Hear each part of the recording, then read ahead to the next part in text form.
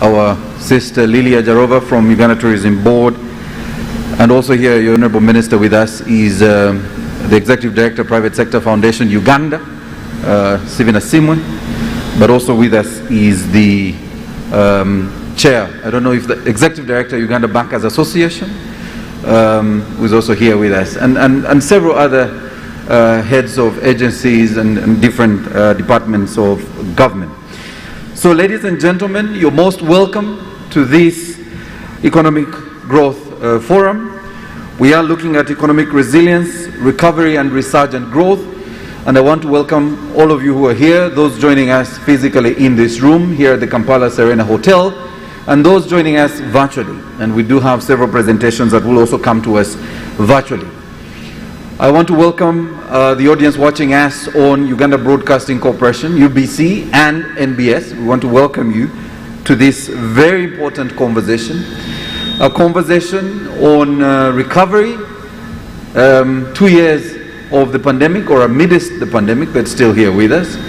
As you may be aware, our very fast economic growth numbers in the last 4 years came to a halt at the beginning of 2020.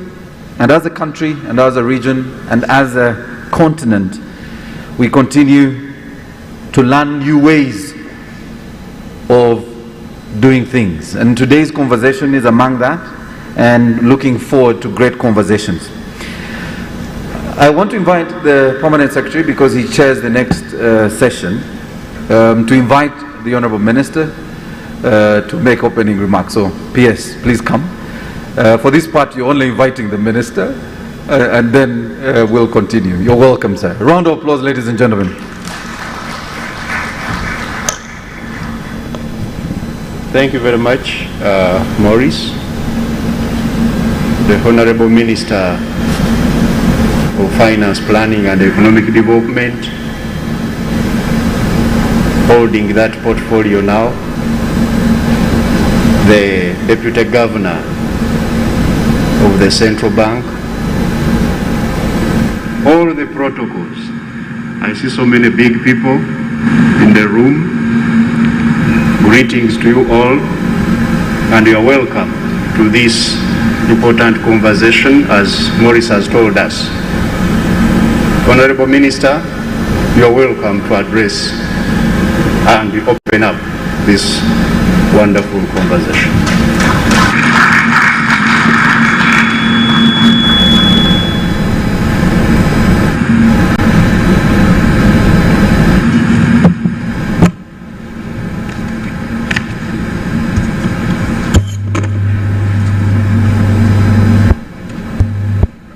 The Permanent Secretary and Secretary Treasury, Minister of Finance, Planning and Economic Development, the Deputy Governor, Bank of Uganda, Honorable Members of Parliament, I'm sorry about that, the protocol issue, the head IMF, the Director,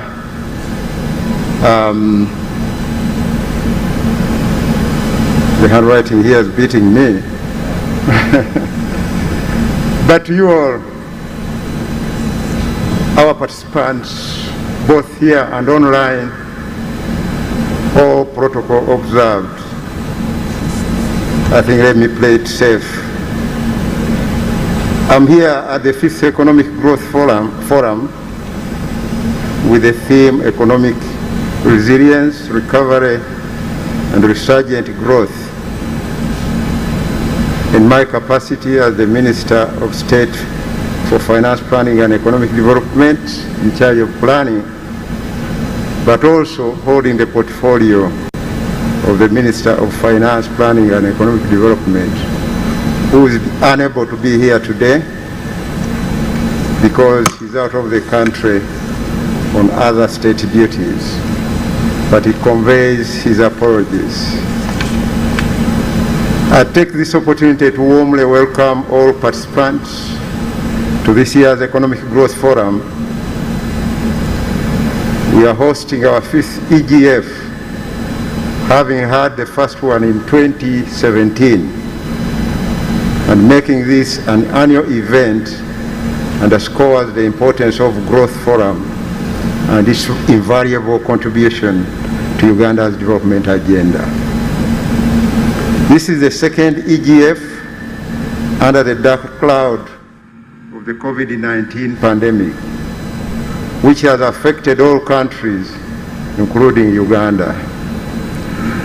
While every death is a tragedy, allow me to say that the death toll in Uganda has been much lower than what we see in many other countries. And we must congratulate our President and all of us.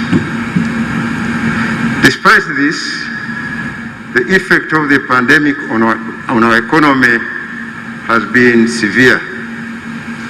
From a robust growth rate of 6.4% in financial year 2018-2019, real GDP growth fell sharply to 3% in financial year 2019-2020, dampened by the onset of the pandemic and the restrictions imposed to curb the spread of coronavirus. The financial year 2020-21 saw only a modest increase in real GDP growth at 3.4%, which continued to reflect the adverse impact of the pandemic and related restrictions. Despite this economic downturn, allow me to point out that Uganda fared much better than most countries in the region, some of which have suffered negative growth during this unprecedented economic downturn. The economy is projected to grow by 3.8% in this financial year 2021-2022. This continued recovery in economic activity illustrates the resilience of Uganda's economy and its people. However, Uganda needs to achieve and sustain much higher growth than this to realize our medium to long-term development aspirations, such as the attainment of the middle income status. Moreover, the advent of the COVID-19 pandemic led to some losses in the socio-economic gains that we have achieved over the last decade, meaning that we need high and sustained growth to bring back some of these losses. As a government, we have taken steps to minimize the impact of COVID-19 on the lives and livelihoods of Ugandans. We have recently taken steps to fully reopen the economy while vaccinating millions of Ugandans to reduce the need for lockdowns in the future. Although we are aware that the emergency of new variants remains a real possibility, the health and economic impact of such variants will be significantly less severe than what we have experienced over the last 18 months. We now know a lot more about this virus. We now have vaccines, and medical practitioners have become much better at treating the disease. We now have better infrastructure, etc.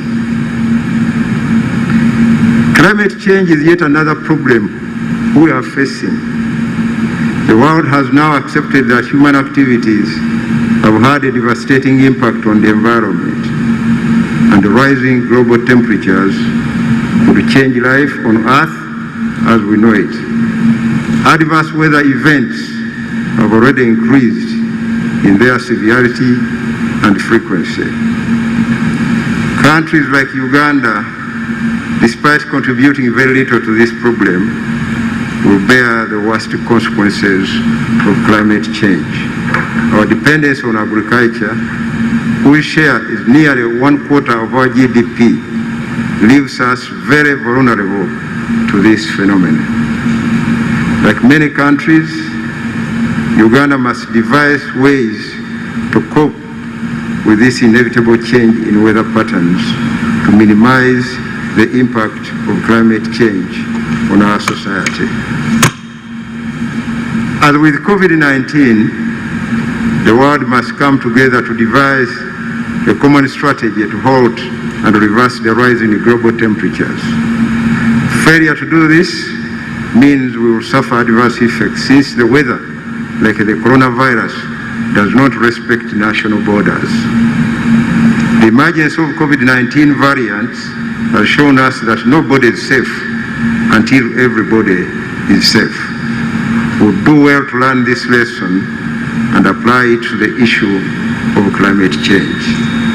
It is against this backdrop that we have convened some of the leading experts in the different areas to attend this growth forum.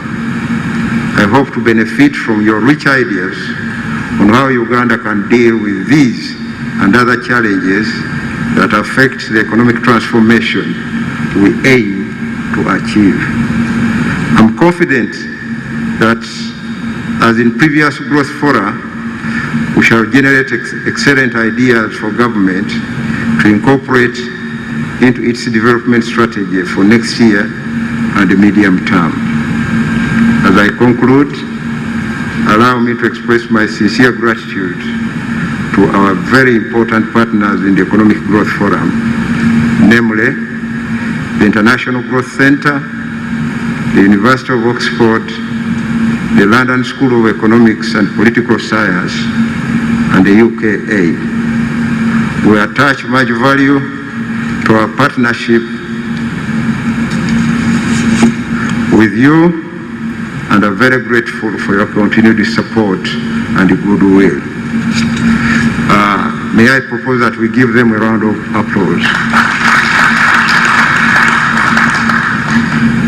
It is now my singular honor and pleasure to declare this 5th Economic Growth Forum officially open for God and my country.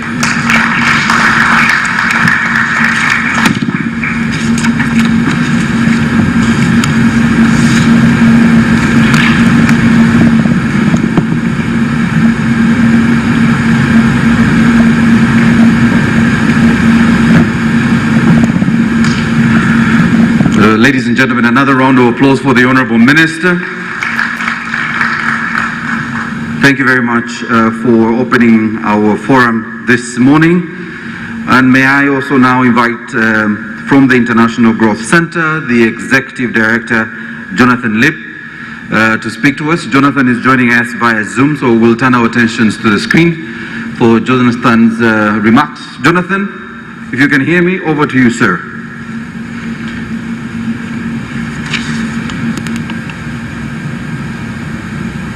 To the Treasury, Deputy Governor, Commissioner, distinguished guests, colleagues and friends.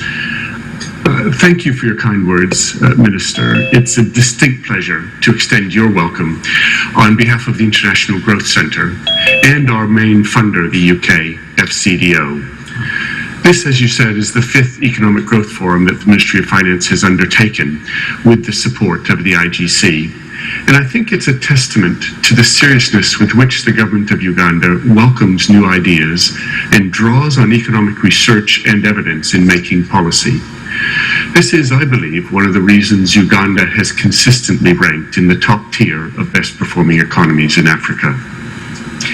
The themes of this conference, economic recovery, resilience, and resurgent growth, could not be more apt. It's important that Uganda's recovery take firm hold, lift incomes, and provide new job opportunities coming out of the devastation of the global pandemic recession in 2020. Indeed, IGC studies indicate that 2020 was particularly devastating to the poor, with poverty rates in Uganda increasing to levels not seen in the last decade. The good news is that appropriate policies have produced a rapid rebound. From deep recession in 2020, the economy returned to growth, and growth is projected to climb over 6% by next year. But generating recovery is not the same as putting in place the conditions for resilience and sustained growth. The topics considered in today's conference, job creation and inclusivity, trade and climate change, are crucial to sustaining high growth and ensuring it is both resilient and inclusive. There's a common idea underlying today's sessions. Let me share with you a picture.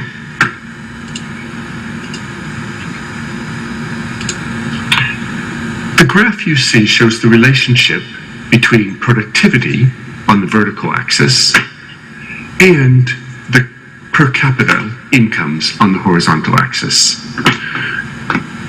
Increases in total factor productivity measure the increase in a country's capacity to produce goods and services for the same amount of labor, capital, and raw materials. And the figure shows that these productivity increases drive increases in incomes. Note first how the figure for Uganda, circled here in red, compares favorably with that in some other African countries, including Tanzania and Zambia. But notice also how Uganda compares with Ireland at the very top of the graph. What this comparison shows is that what a worker in Uganda can produce in a week, a worker in Ireland with the same value of capital and inputs can produce in a day. The Irish worker is no more talented than the Ugandan worker, but he's better trained, he works in a firm with more efficient management and better business processes, and with machines that embody superior technology. Rising incomes are driven by two fundamental growth dynamics. The first is increases in the productivity of individuals through education and training, and of firms through investments and innovations in technology and management. The second is shifting people out of low productivity activities, such as subsistence agriculture and street trading, into activities where they can be more productive. It's a recognition of these core growth dynamics that drive many of the policy recommendations we'll be discussing today. And they figure prominently in the volume that was launched yesterday at the Ministry of Finance. Let me now take a moment to highlight a few of the key issues we'll be discussing today. To begin with, job creation and inclusivity are crucial to recovery, resilience, and sustained growth. Driven by rapid population growth, about 75% of Ugandans today are below the age of 30, and 500,000 workers enter the labor force each year. Nearly 14% of Uganda's youth are unemployed, among the highest rates in Africa. Job creation is therefore a central challenge and requires policies to support both the demand side and the supply side of labor markets. On the demand side, the most powerful way to create jobs is to grow the economy. The volume launched yesterday covers a range of job-creating growth policies for Uganda, ranging from spurring private investment to reforming public investment. Recent international research has highlighted the importance of incorporating informal self-employed labor into firms, because it is firms that collectively can raise productivity gains through specialization. The discussion later today on strengthening SMEs by linking them to large firms by building supply chains is a key potential channel for policy. On the supply side, the near-term agenda is controlling the pandemic. Vaccine distribution here lags behind other countries in the region. Rwanda, for example, is 30% fully vaccinated, 10 times the level here in Uganda. Action on education is equally important. The August report of the National Planning Authority found that the extended school closure had led to half the students stopping to learn, and projected that 1/3 of students would not return to schools when they reopen, raising the prospect of a long-term negative impact on labor force productivity. Recent research in Uganda, discussed in the Ministry of Finance volume, has identified a set of reforms to strengthen the education system, including developing a continuous measure of assessment for basic primary level, and implementing SMS-based local monitoring programs to track teacher attendance. And we know well-designed vocational training and apprenticeships can yield improvements in employment outcomes. The second key issue is expanding trade, both exports and imports, which is central to the process of structural transformation and productivity growth. One common feature of growth accelerations around the world is the rapid expansion of exports. As with other small market economies, Uganda has to export to capture the productivity gains associated with economies of scale. Much more can be done, as Uganda's exports are still well below the average for other countries on similar levels of per capita income. The emergence of global supply chains opens new potential opportunities for Uganda to compete in export markets and to add value to its commodity exports. The pandemic-induced shift from just-in-time to just-in-case has created new opportunities for Africa, as international firms are now seeking to diversify their suppliers. African firms are still at the early stage of tapping into this potential. Helping domestic firms here to become suppliers of large exporters and foreign firms can lead to large productivity gains. But imports are just as important to rapid growth as exports. Imports provide much-needed technologies and inputs to Uganda's productive sector. Recent IGC research found, for example, that imported inputs of just 2 large anchor firms in 1 year indirectly supplied 1,548 Ugandan enterprises. Ensuring firms have access to imported inputs is fundamental to drive competition and innovation. As the Minister mentioned, agriculture accounts for about a quarter of Uganda's GDP and employs almost 70% of its workforce. And agricultural commodities account for about half of Uganda's exports. Adding value to these commodities before they reach export markets is crucial, not only to boosting export earnings, but to generating more productive jobs. The African Continental Free Trade Area will provide new opportunities for African and Ugandan exporters. IGC researchers estimate that Ugandan exports could increase by as much as 20%. Recent IGC studies show that services trade is also important. Policies to be discussed in the trade session later today will shed light on the ways that Uganda can take advantage of the free trade area, can leverage its industrial parks, and create programs that link SMEs to large exporters and foreign firms. The third and final key issue I want to mention is making growth resilient in the face of climate change. As the Minister has noted, and the government recognized in its submission to the COP26 conference, climate change is a huge, if long-term, threat to Uganda and to developing countries everywhere. Uganda's agriculture, water, energy, fisheries, transportation, and forestry are all vulnerable. For example, rising temperatures and shifting rainfall patterns will not only cause water stress for large parts of the population, but it will also pose risks to the energy sector and to fisheries. It will make optimal growing seasons shorter, damaging the production of food crops, with estimated costs of up to 4% of GDP. Agriculture and urban transport offer 2 critical points of policy intervention that can promote adaptation and contribute to growth, while also mitigating emissions.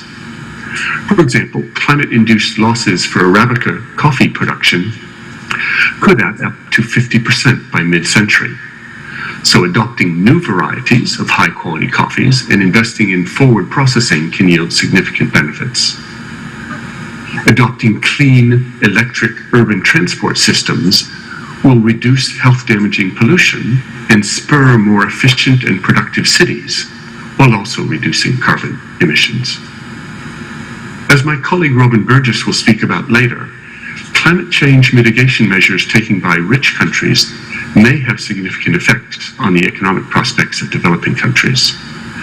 If wealthier countries shift to taxing the carbon emissions associated with consumption instead of production, as is now under discussion, the resulting external tariffs on carbon-intensive imports could damage Uganda's export revenues considerably if carbon emissions remain high. In closing, let me give special thanks to the Minister and to the PS and all our partners in the Ministry of Finance who have worked hard to put this conference together, as well as to the UK's FCDO, which has supported the work of the IGC for more than a decade. I also want to thank you, the in-person audience, and the participants from around the world who, like me, are joining virtually. Thank you.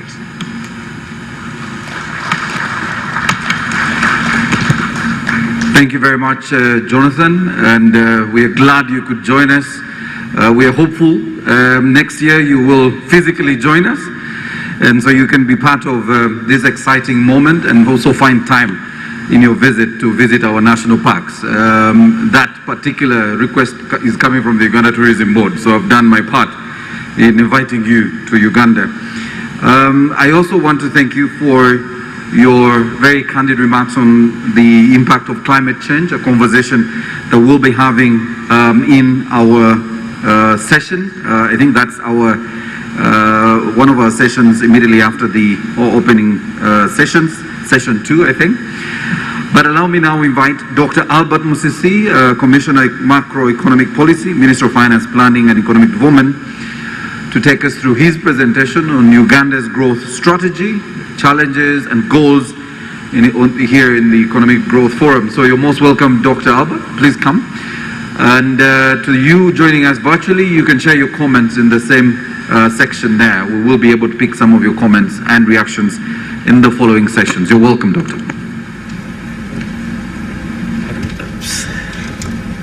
Thank you very much, and good morning, everyone. The Economic Growth Forums, for me, my highlight of there because of what we discuss and how I see it affecting our growth policies in the ministry and also in government.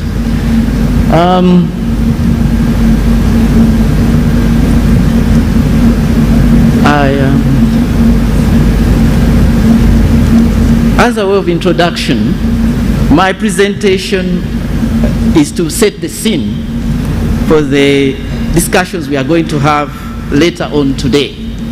And thank you.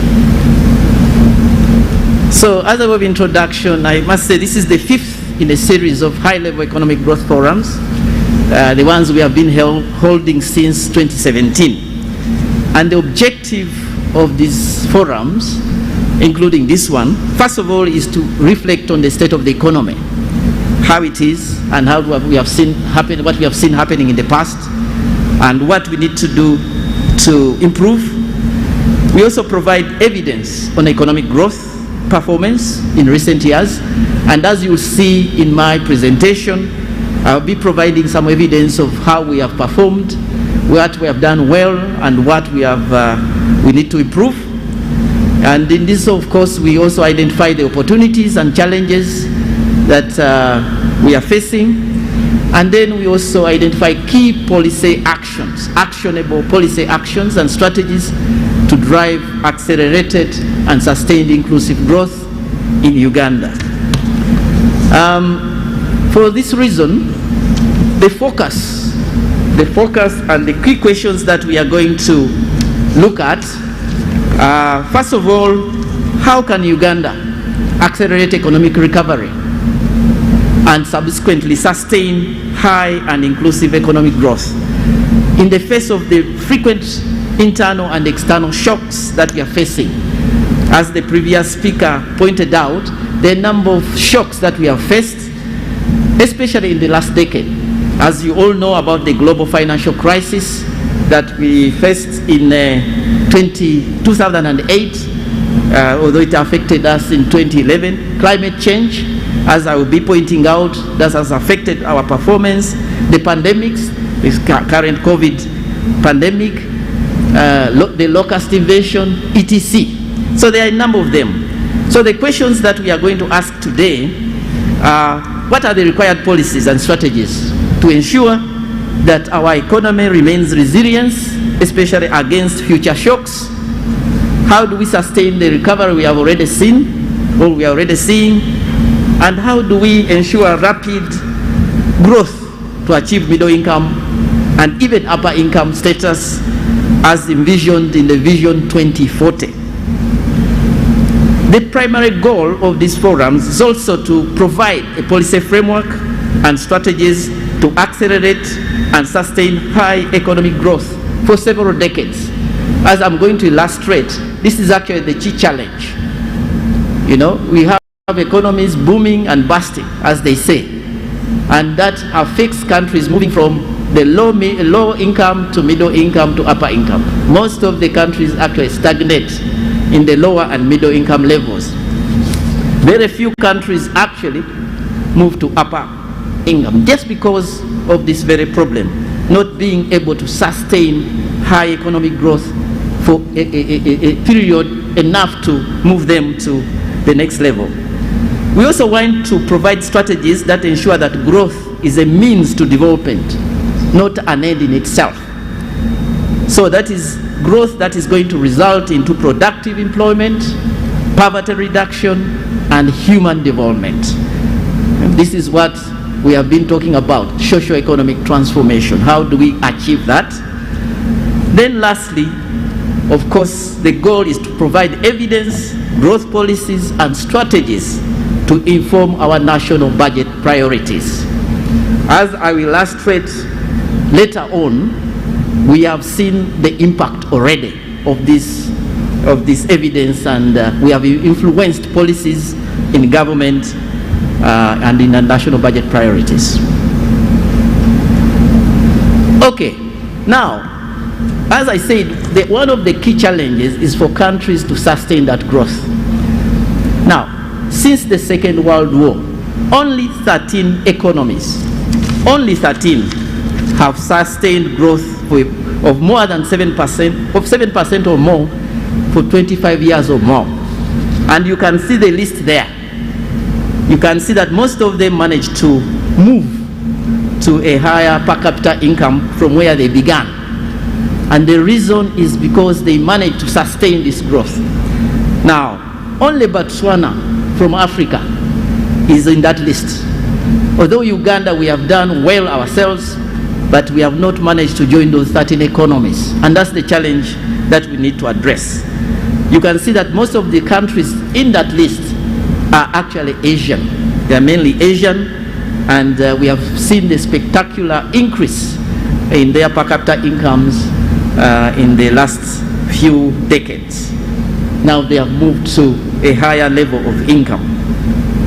This is data from the Commission on Growth and Development of Brooklands University.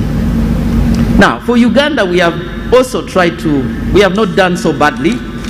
For 19 years, we managed to grow at 7.3% from 1992 to 2011, financial year 2010-2011. And we also saw a spectacular rise, if I might call it that, from a per capita income of just 226 in 1991-92 to a per capita income of 894 US dollars. Now that is more than tripling our per capita income during that period.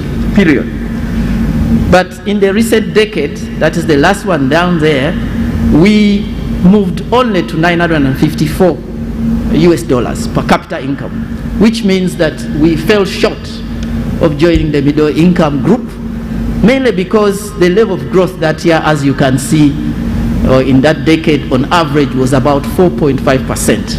And that explains the failure to actually meet our target that we had set ourselves to achieve. So we need to actually sustain the high growth rates. I want to demonstrate, as I say, the challenge is exactly sustaining the high growth rates. Now, I try to look at the differences between this period, and as you can see, in the period where we had an average of 7.3% is also the period we had the fastest poverty reduction. This is the period which we call the PEEP period.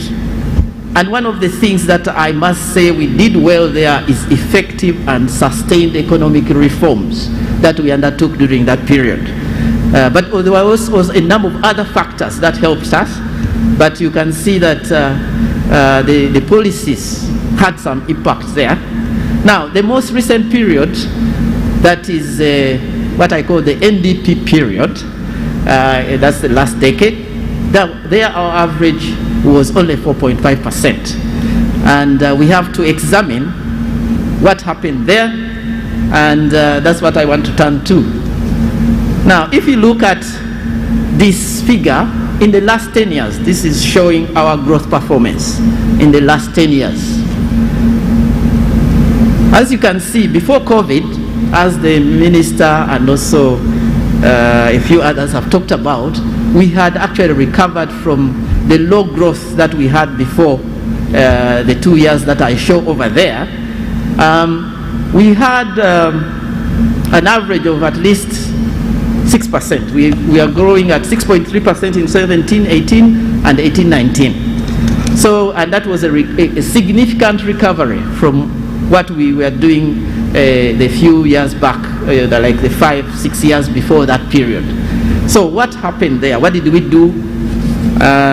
One of the reasons, of course, is that the agriculture sector recovered, partly because of better weather conditions, but also because of a number of measures that were undertaken following some of the discussions we had here.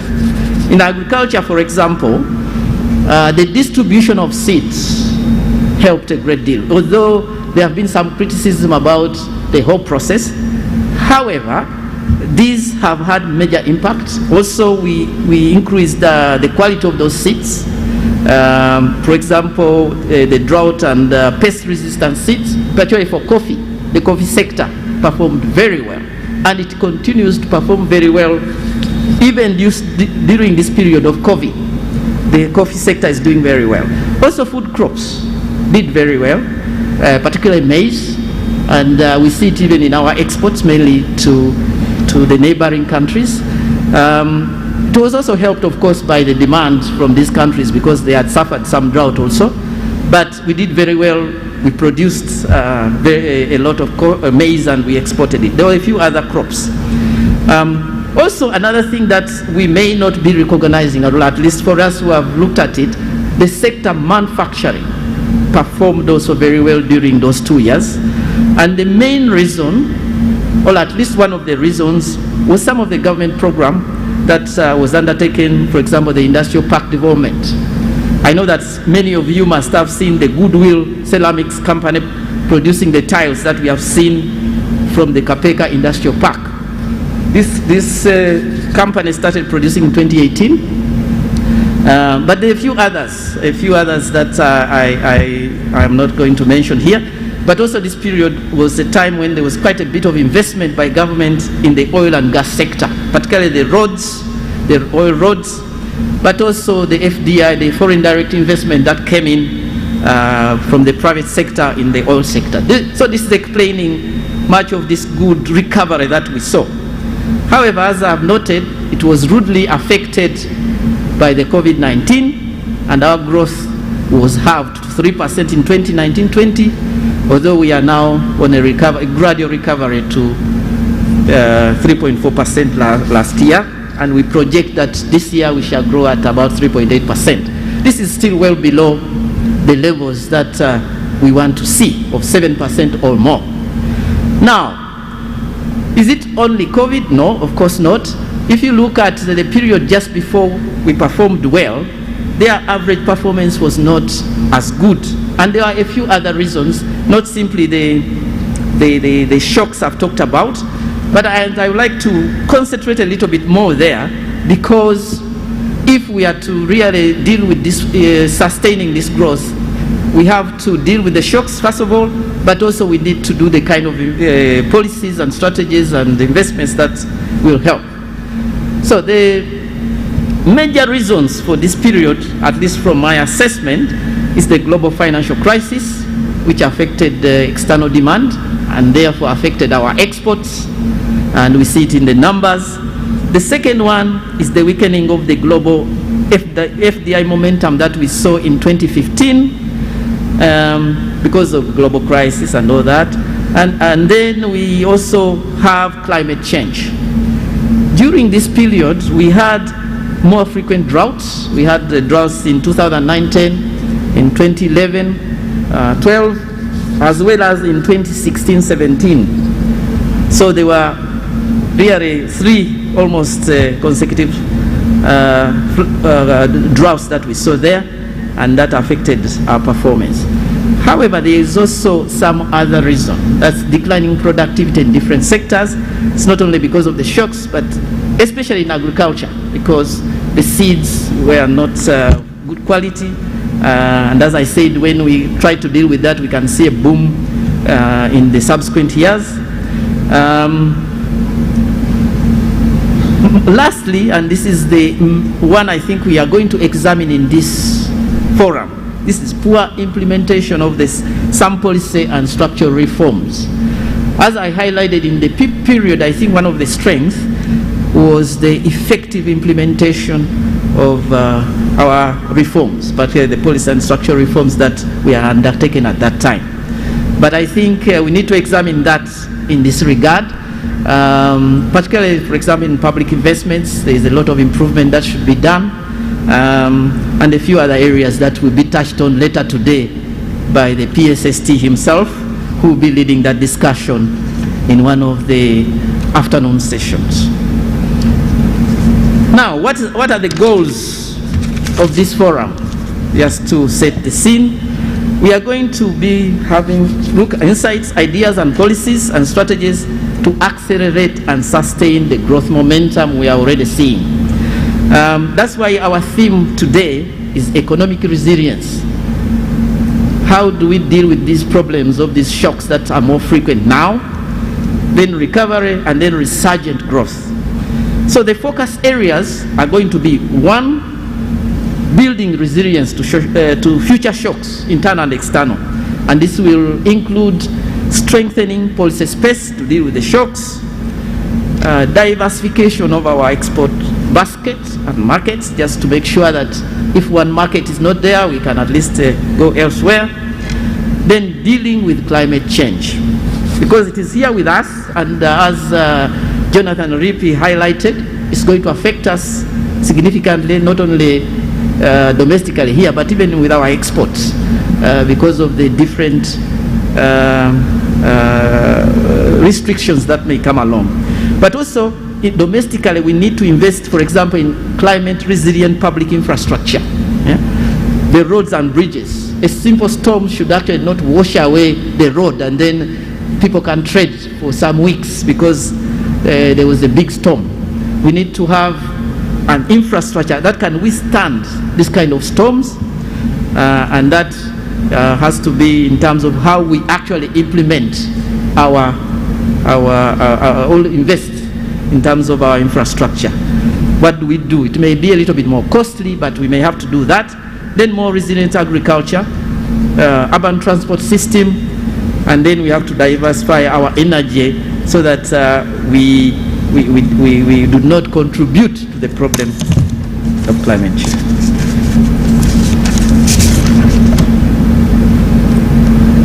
So the second, and that's already highlighted, we want to look at trade. How do we drive recovery and accelerated growth using trade? So here we are going to be addressing the challenges and opportunities for Uganda.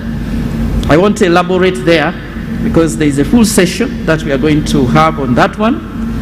Then how do we make Uganda's growth more inclusive? How do we help households transition from subsistence to market economy?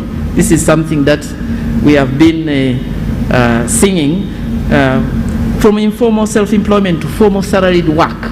This is going to be a whole session where we are going to discuss that, and I think one of the things we shall be discussing there is the parish model.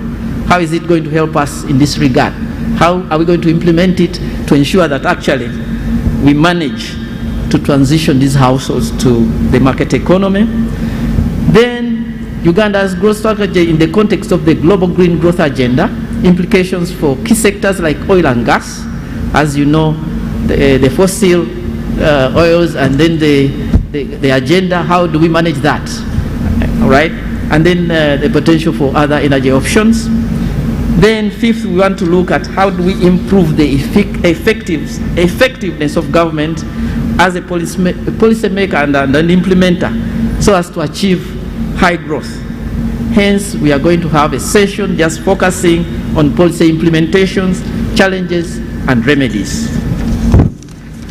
So to conclude, I like to say that Uganda managed to grow at more than 7% on average for the preceding 2 decades, before this one that I just highlighted the issues. Now, following a number of government interventions, GDP growth had recovered to over 6% in 2017, 18, and 18-19, and we are well on course to achieve middle income status. However, GDP growth slowed down to 4.5% on average in the last decade, partly because of the onset of the COVID pandemic and the shocks that I've highlighted, but also because of implementation, policy implementation. We need to discuss that. So Uganda needs to grow at 7% or more for several decades if we are to achieve upper middle income status as we want in the Vision 2040. So discussions in this forum will contribute to putting us back on the high growth path. We look forward to your ideas as we discuss the whole of today. Thank you very much.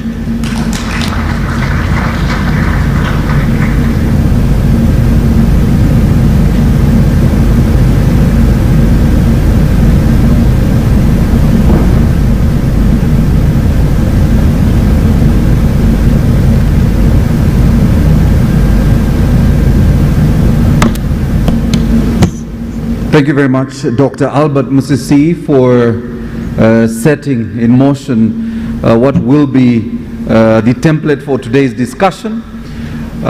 We are running rather a bit late, and so for the virtual audience that's joining us and also the audience at home, we'll try and catch up with the time we lost in the beginning, but not to dig into Dr. Albert's presentation.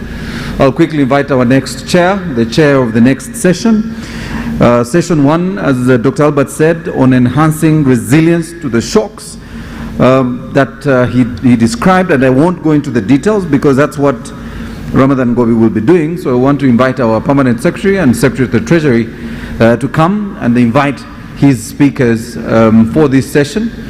It will have a Q&A session or a plenary session within this session 1, and I will be helping the PSST at the back for the questions, but we'll manage this within the hour. And since we've run out of time, allow me quickly invite the PS, please, yes, feel free, to chair this session. You're welcome, PS. Thank you very much, Maurice. I once again welcome all of you, the protocols, Honorable Minister of Finance, Planning and Economic Development, seen Honorable Members of Parliament, the Deputy Governor of the Central Bank, my colleagues, the Permanent Secretaries, as well as heads of departments and agencies, development partners present, heads of private sector institutions, members of academia,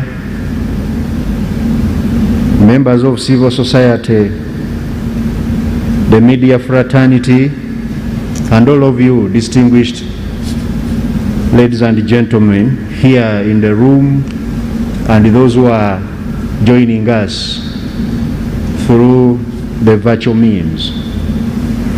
I am glad as PSST to chair a session which is going to be talking about enhancement of resilience of the economy of Uganda against global as well as internal shocks, so that we can sustain what we have achieved in terms of growth and make it even more inclusive.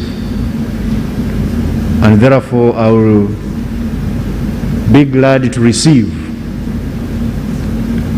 a number of well-researched ideas on what we can do as those who are pretending over the economy to achieve this fundamental goal of sustaining the little we have, of building this resilience. We are going to discuss in this session instruments that Uganda can use, first of all, to protect our economy against COVID-19 and other shocks, particularly those other shocks which are likely to affect our main employer of Ugandans, agricultural sector. How do we mitigate those shocks?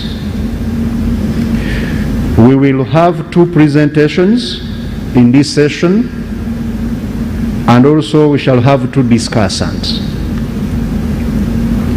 The first presentation is going to be on policy instruments that Uganda may employ to protect ourselves against global shocks. We shall begin from the global perspective. How do we protect ourselves? And I'm very glad to receive my good friend Dr. Mike Atingego, the Deputy Governor of the Central Bank, who will help us to understand what we are. And we are in it together, the two of us, as you know. So, Dr. Atingego, you are welcome. Dr. Atingego, as we all know, will come and have a seat here. Is the Deputy Governor of the Central Bank of Uganda. Previously, he served as Executive Director of the Macroeconomics and Financial Management at the Institute of Eastern and Southern Africa, based in Harare, Zimbabwe. And also, you remember, before that, he had been at the IMF and so many other places. If we are to mention them, we shall have no time to discuss things. He also holds a PhD in economics from Liverpool University, and also a master's in economics and banking from Cardiff, and a BS economics from Makerere University. So you are welcome, Dr. Atingego. We are also going to have a presentation after Dr. Atingego from Professor Tessa Ball, who will be talking about the things that we can do as Uganda to prepare for future shocks, because as you know, they say that shocks are like buses or taxis. Always another one is coming. As you think that you have managed to get out of one, another comes. So Bold is going to help us to talk about the shocks that we are likely to face in agriculture and how we can prepare and mitigate them. And I will invite her at the opportune time. But for now, Dr. Michael Atingego, you have 20 minutes. Kindly do justice on them. Thank you. Yeah.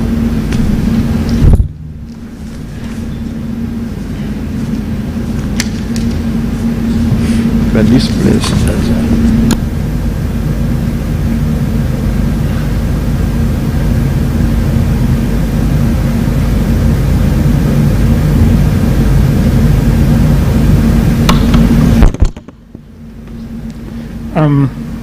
thank you so much, PSST.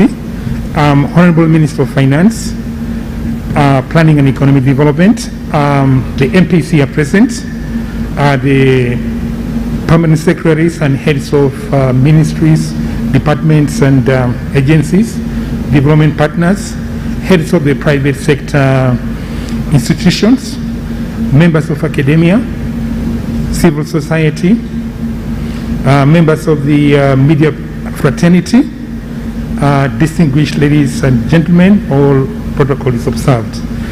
I must say I'm very privileged to come and share with you what I call a few thoughts on what we can do in terms of policy instruments to protect our country against global shock. These are just the thoughts that I have, but also built out of the experience I've had in life, working in different institutions and then in my current job right now.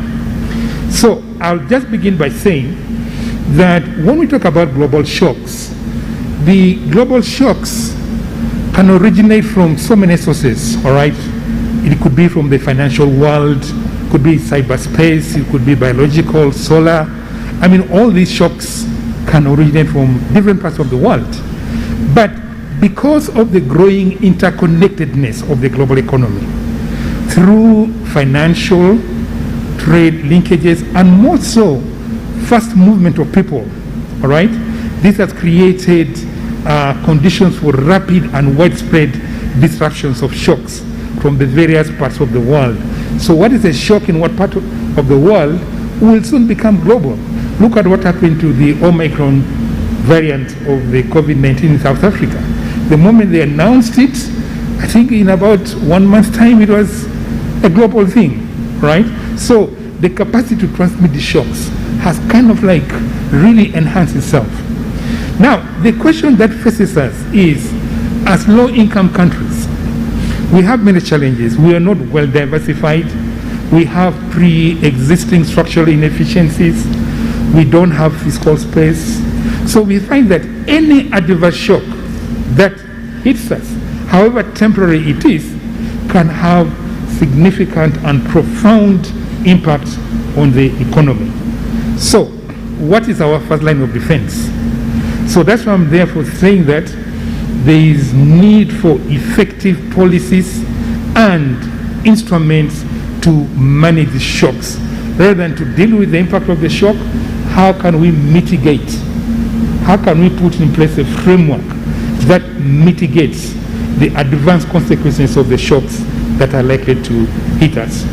So here I would like to propose two types of policies and instruments. There's what I would call ex-ante policies and instruments, and then what I would call the ex-post policies and instruments.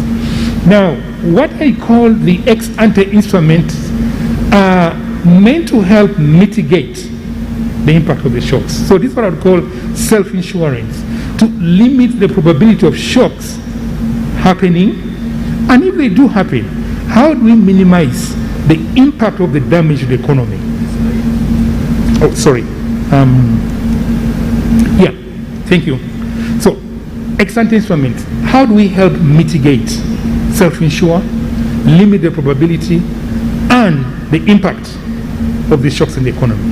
And then we can also look at what I call the ex-post instruments, on the other hand, are instruments that are meant to help minimize the scale of the damage from the shocks with a view to reinvigorating the economy after the shocks. So let me look at the case for ex-ante policies and instruments. Now, the ex-ante financial instruments or pre-arranged financial safety can ensure the economies against shocks. What these do, they kind of like enhance the predictability of public finances to the extent that one can determine what kind of financial assistance is needed when a shock comes. It also helps to reduce the pro-cyclicality of the shock, because when a shock is pro-cyclical, then you can in advance work out what we call the counter-cyclical policies to deal with the impact of the shock. So you need to put these things in place before the shock hits you. And then there's a need to guarantee prompt liquidity needs as instruments are disbursed quickly after the shock that hit the economy. So before the shock comes in, do you have in place some social safety nets? Do you have effective transfer mechanisms? Or you wait until a shock comes, then you try to identify who are the vulnerable, what is the criteria, and what have you. So I think we need to be very prepared with the kind of databases that are helpful in terms of addressing the impact of the shocks. And then the most important thing is that it also helps you to a large extent preserve your sustainability. Because if you are not prepared, you find yourself going on a borrowing spree to deal with a shock, and because those actions you take under those difficult times sometimes are not well thought out. But what is the experience that we're seeing to date? The experience that we're seeing to date is that there is a low use of ex-ante instruments among low-income countries, largely due to weak technical capacity in these countries, and then also their cost considerations, and then the difficulty in assessing and verifying the contingency needs. So I think we need to really work on these areas if we have to enhance our ex-ante policy instruments. So there are a number of, so here I am giving examples of ex-ante policies and instruments. We talk about export diversification, we talk about buffers, fiscal rules to manage revenue windfalls. But to me the most important, really, of all this are governance and institutional mechanisms for transparency and accountability in the use of government resources, policy formulation, and impact assessment. In the absence of governance, accountability, ensuring value for money, no matter what amount of resources you put in to deal with a shock, the beneficiaries of these resources are likely to lose out. So how do we put in place governance frameworks that ensure effective delivery of the resources to the vulnerable, to the areas that are meant to be addressed? And then, of course, I talked about prearranged financial safety nets.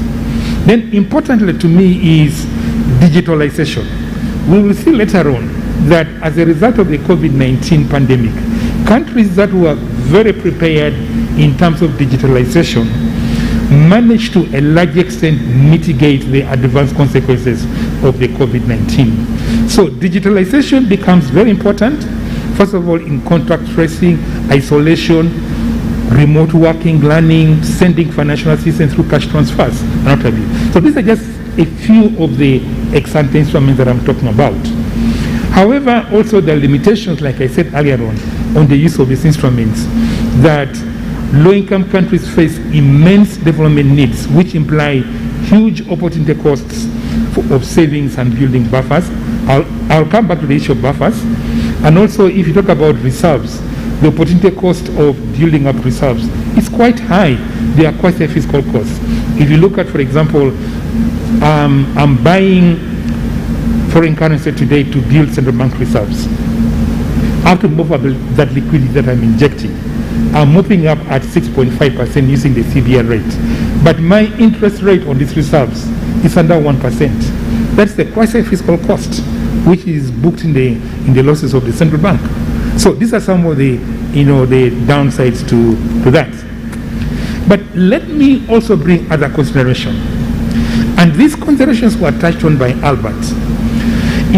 Implementing structural reforms, we talk about structural reforms, it's not for the sake of structural reforms. Implementation of structural reforms to change the fabric of the economy, particularly institutional and regulatory reforms, is very necessary to enable the business re-engineering in the face of shocks and realize growth even in the face of shocks. So this structural reform that we're talking about is not to hurt people. I know sometimes they step on some vested interests, but it's to prepare our private sector, to give them the capability to business re-engineer, right, when they are faced with shocks, so that they're able to adjust to what's happening. And we need to look at our institutions. Is our regulatory framework well designed to support business engineering by the private sector? And then let me go on emerging challenges. Emerging challenges have been touched. For example, climate change. Climate change, I don't need to overemphasize this, is a very serious issue. Let me tackle it from the financial sector angle. You see, right now, if a drought that hits the economy, all right, and reduces growth by 2-3 percentage points takes place, I need to find out what is the impact of this on the financial institution's balance sheet. What are the risks? Am I doing a stress testing on the balance sheets of commercial banks to understand the impact of this and what does it mean for the capitational level. So now, as Bank of Uganda, what we are trying to do, our contribution towards this is we are trying to develop a framework that integrates climate risks into the operations of the central bank and also the financial sector, with a view to strengthening resilience of climate change on the balance sheets of the financial institutions, and identifying policies that can be used to promote green financing, so that we see from the financial sector how we can make our little contribution towards that. And then there's the impact of the disruptive technologies. You are all aware of the fourth industrial revolution. That is creating jobs, destroying jobs. Now, for those ones that are being destroyed out of the jobs, how are we dealing with them? Are we preparing them for that destruction? Because if the jobs are destroyed and these guys have no fallback position, that is a very serious issue that we need to deal with. And then the explosion of infodemics. The amount of information that is out there, both misinformation, disinformation, accurate information about a shock, may limit the capacity of a government to even address the impact of a shock. Take, for example, the COVID-19 vaccinations, there are all kinds of things that are flying out there. So unless you have a clear communication strategy to deal with this kind of thing, it becomes difficult. And it could exacerbate the impact of a shock. So how do we prepare as a country to deal with all the shocks? And then I think we need to enhance our surveillance. Things like risk and vulnerability assessments. As a country, as Uganda, do we know what risks are facing us today? Do we know what vulnerabilities that we're exposed to? Can we identify them? And can we assess the likelihood of occurrence and the impact should they occur? And can we put in place policy recommendations to limit the adverse impact of the shocks even before they occur? So to me, these are the key challenges that we need to undertake in ex-ante design of policies and instruments. And then the most important thing is inclusive growth to address societal inequality and poverty can exacerbate the impact of a shock. Let me just give you a story. I read a commentary. You all recall that when the former president of South Africa was arrested, something to do with some charges, there were these widespread looting and things that happened in South Africa. We saw it in Swaziland.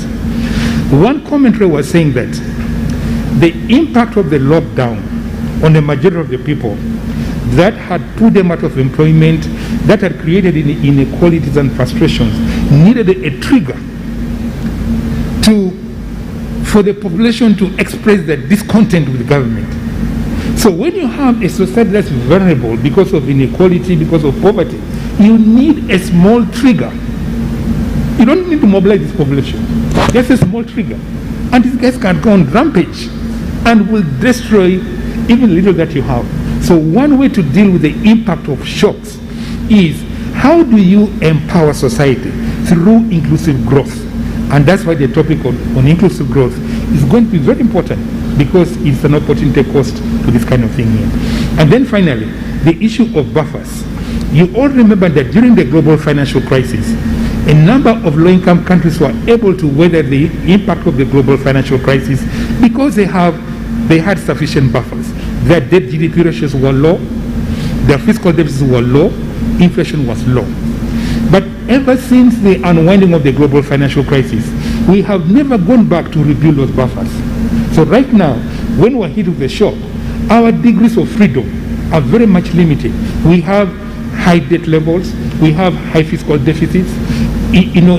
So how do we respond to this kind of shock? So in as much as it's expensive, we need to seriously reconsider the issues of rebuilding buffers. Now, ex-post policies and instruments, I think examples here are how do we deal with sharp swings in terms of trade? We are now going into oil production shortly, and we all know the business cycles of the oil. So how do we deal with such sharp swings in terms of trade? Because they have considerable impact on macroeconomic and output volatility, and it increases the risks and uncertainty for the private sector and government. There are abrupt revenue losses, which can also affect the spending, and it can complicate the country's sustainability going forward. So examples of policies and instruments, I mentioned a few of them here. This include macroeconomic adjustments, financing, structural reforms and policies, again, governance and institutional mechanism. I really want to emphasize the word governance and institutional mechanism. No matter what we do, in the absence of effective governance and institutional mechanisms, and we don't realize value for money, we don't implement the right projects, we will not get the full benefits of the policies and the instruments that we are looking for. And then I mentioned some fiscal policy things there, like reduction of spending on non-trade areas, postpone capital intensive, and then revenue enhancing measurements. Then I mentioned something about monetary policy and exchange adjustments to allow for the flexibility to adjust to that. And then concessional financing also becomes important. But now let me again link this to climate change. Now, if you are going to issue a bond in the international markets, the ESG, environmental, social, and governance issues, are now also becoming a factor that you have in place some green financing policies. If you don't have, you pay premium. So I think we need really to ensure that this climate financing, this addressing climate shocks is very important if we have to get good concessional financing from to get good market financing going forward. Again, I'm not going to emphasize the impact of structural reforms because of what we have already discovered or discussed. Again, governance and institutional mechanisms, I don't need to overemphasize that. But let me just give you an example that why we need here institutional mechanisms. I talked about enhancing systems for distribution of financial and food assistance. You remember when the Honorable Prime Minister was trying to identify who are the vulnerable. It was a problem coming out who was the vulnerable, because vulnerability is a moving target, right? So today it is the guys who are in the night economy. Tomorrow it is the guys who are being affected by floods in Mount Elgon. Tomorrow it is the guys whose cattle have been rustled. So the definition of vulnerability needs us to be very prepared with databases so that the moment the shock comes in, we're able to identify who's vulnerable. So in conclusion, Chair, the evidence shows that recovery in the global economic growth following the adverse impact of COVID-19 has in part been driven by countries with strong ex-ante instruments such as well-diversified economies, governance structures, contract tracing mechanisms that have been able to be sustained by digitalization, as well as strong export instruments. So what am I saying? They therefore need to develop governance and operational support systems for the vulnerable people, including establishing robust databases and build capacity of the responsible MDAs to undertake financial safety nets with international financial institutions. I thank you, Chair.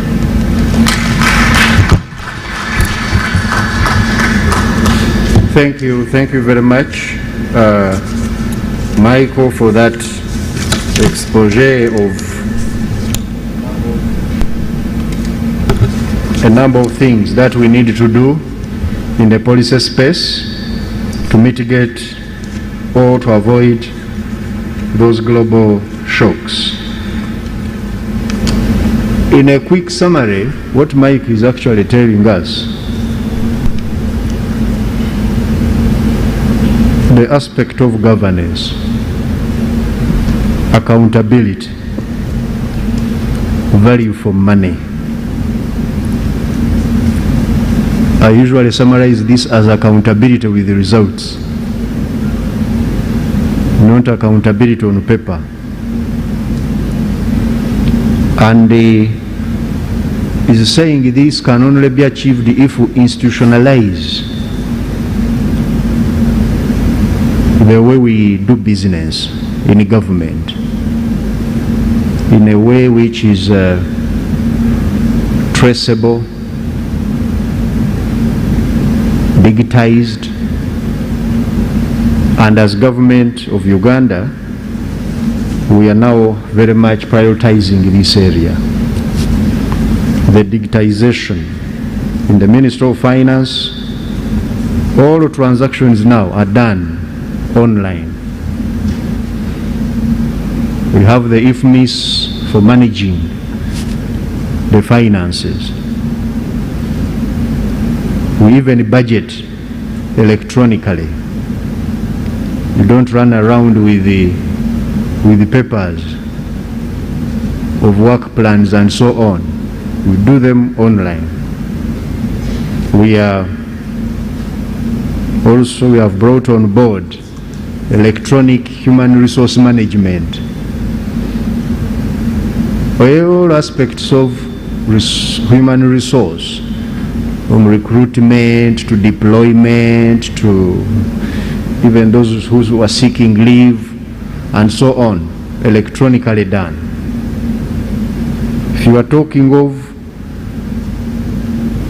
procurement, we are bringing the e-procurement. All of these, in other words, are some of the efforts to ensure that we can build that institutional capacity. So, Michael, thank you very much. We shall interact later. Now, I would want to bring in the second presenter. She's going to talk to us about preparing for future shocks. And she's using the case of our agricultural sector. Professor Tessa Bold from Stockholm University is the presenter, is an associate professor at the Institute of International Economic Studies of Stockholm University. She was previously a professor of development economics at the University of Frankfurt, and she had her graduate education at Oxford University in the UK in economics. Professor, you are welcome. You have 20 minutes. Kindly tell us what we need to do in order to avoid the future shocks in agriculture.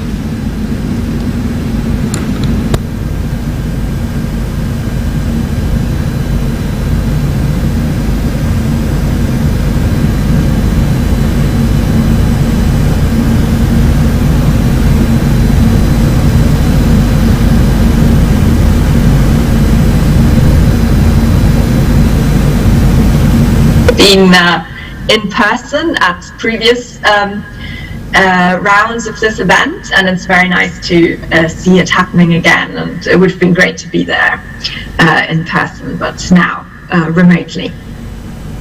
So yes, so I will talk about preparing for future shocks, and of course there are many, but the shock that has been mentioned repeatedly, and I do think is on everyone's mind, aside from, of course, the COVID pandemic, is climate change. And so I'm going to talk about the case of Ugandan agriculture and climate change. So there are a lot of predictions and scenarios being made for how climate change is going to affect agriculture.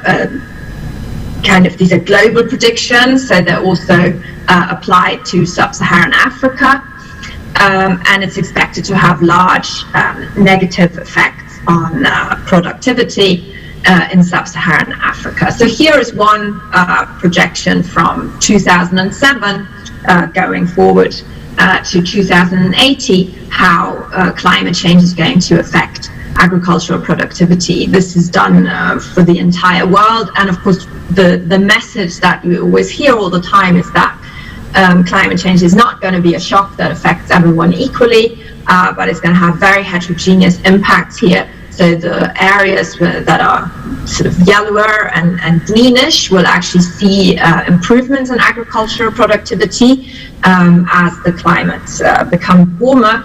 And then the areas that are sort of dark red are the ones that are worst affected. And so here we have East Africa, and here, I don't know if you can see my cursor, we have Uganda.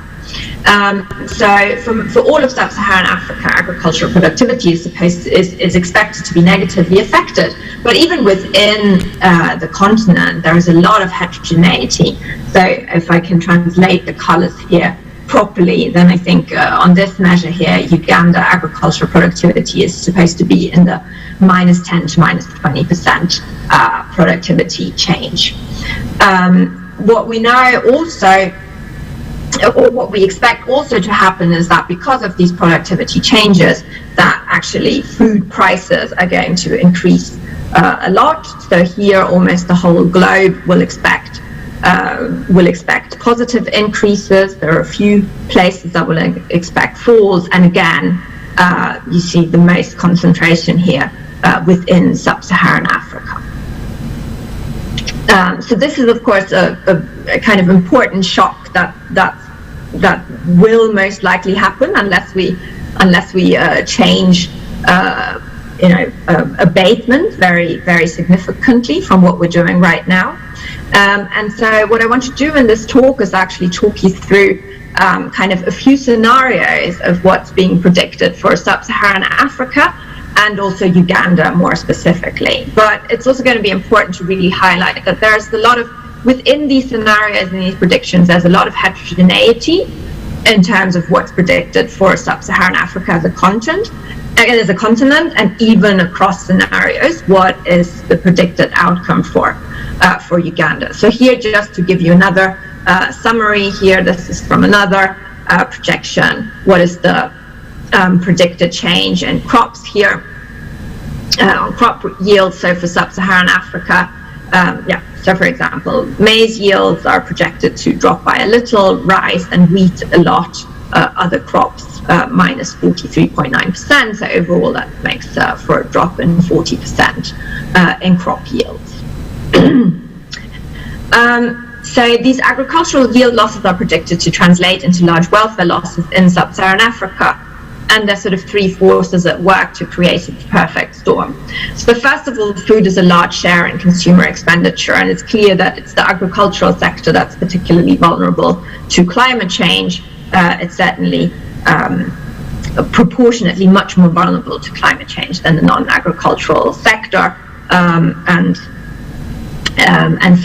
And since food is a large share in consumer expenditure, so that makes Sub-Saharan Africa very vulnerable.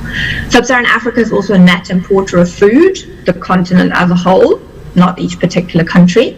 It's also largely specialized in subsistence crops that are not traded, and so that makes it difficult to, for example, as food prices rise, to then benefit from terms of trade improvements. So if crops that you export become more expensive, then that's, of course, gives you a positive boost in terms of the terms of trade.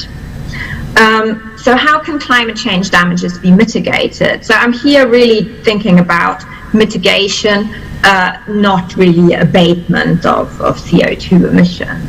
And the lesson really is that comes out of all the scenarios is adjusting crop production patterns. So climate change will have very heterogeneous impacts on crop yields, even across like a basket of crops. So really policy needs to be very responsive to that, or agriculture needs to be very responsive to that, by adjusting trade patterns, and really very important by modernizing agriculture and adopting modern technology. So in some sense, I'm sort of foreshadowing this, but the recommendations are not so different to what needs to happen anyway in order to modernize agriculture, in order to grow, etc. So I want to give you kind of an overview of three simulations here. So why have I chosen those three? So I think those three simulations are kind of the best of what economics right now has to offer in terms of thinking about the effects of climate change. So when we look at the IPCC scenarios, then they tell us, okay, if CO2 emissions continue in this way, we're going to have this much warming, and that's going to create this much damage. And of course, the projections are very dire. What economists have to sort of offer in terms of a contribution there is to think about, well, but as the climate changes, things are not going to stay as they are. crops are not going to be produced in countries where yields are very damaged by climate change. Production might move to more northern climates, etc. So to really think about all these economic interactions between the climate and the economy and vice versa, and say therefore to give kind of predictions and scenarios that that tell us what happens. Yes, there may be climate change, but then economies can also adapt optimally or less optimally to this climate change. So here are sort of three very recent or quite recent efforts to estimate the effects of climate change, all focused on the agricultural sector, all having either a global outlook or looking at all of Sub-Saharan Africa. Uganda is part of some of these samples, is in 2 of these studies, not in the 3rd, but it's always, as part of a bigger modeling effort, and so that means some kind of abstractions are necessary. So the first study I want to talk about is Costinot et al. That's a really well-known study within economics, and that really looks at the 10 most important crops, but globally speaking.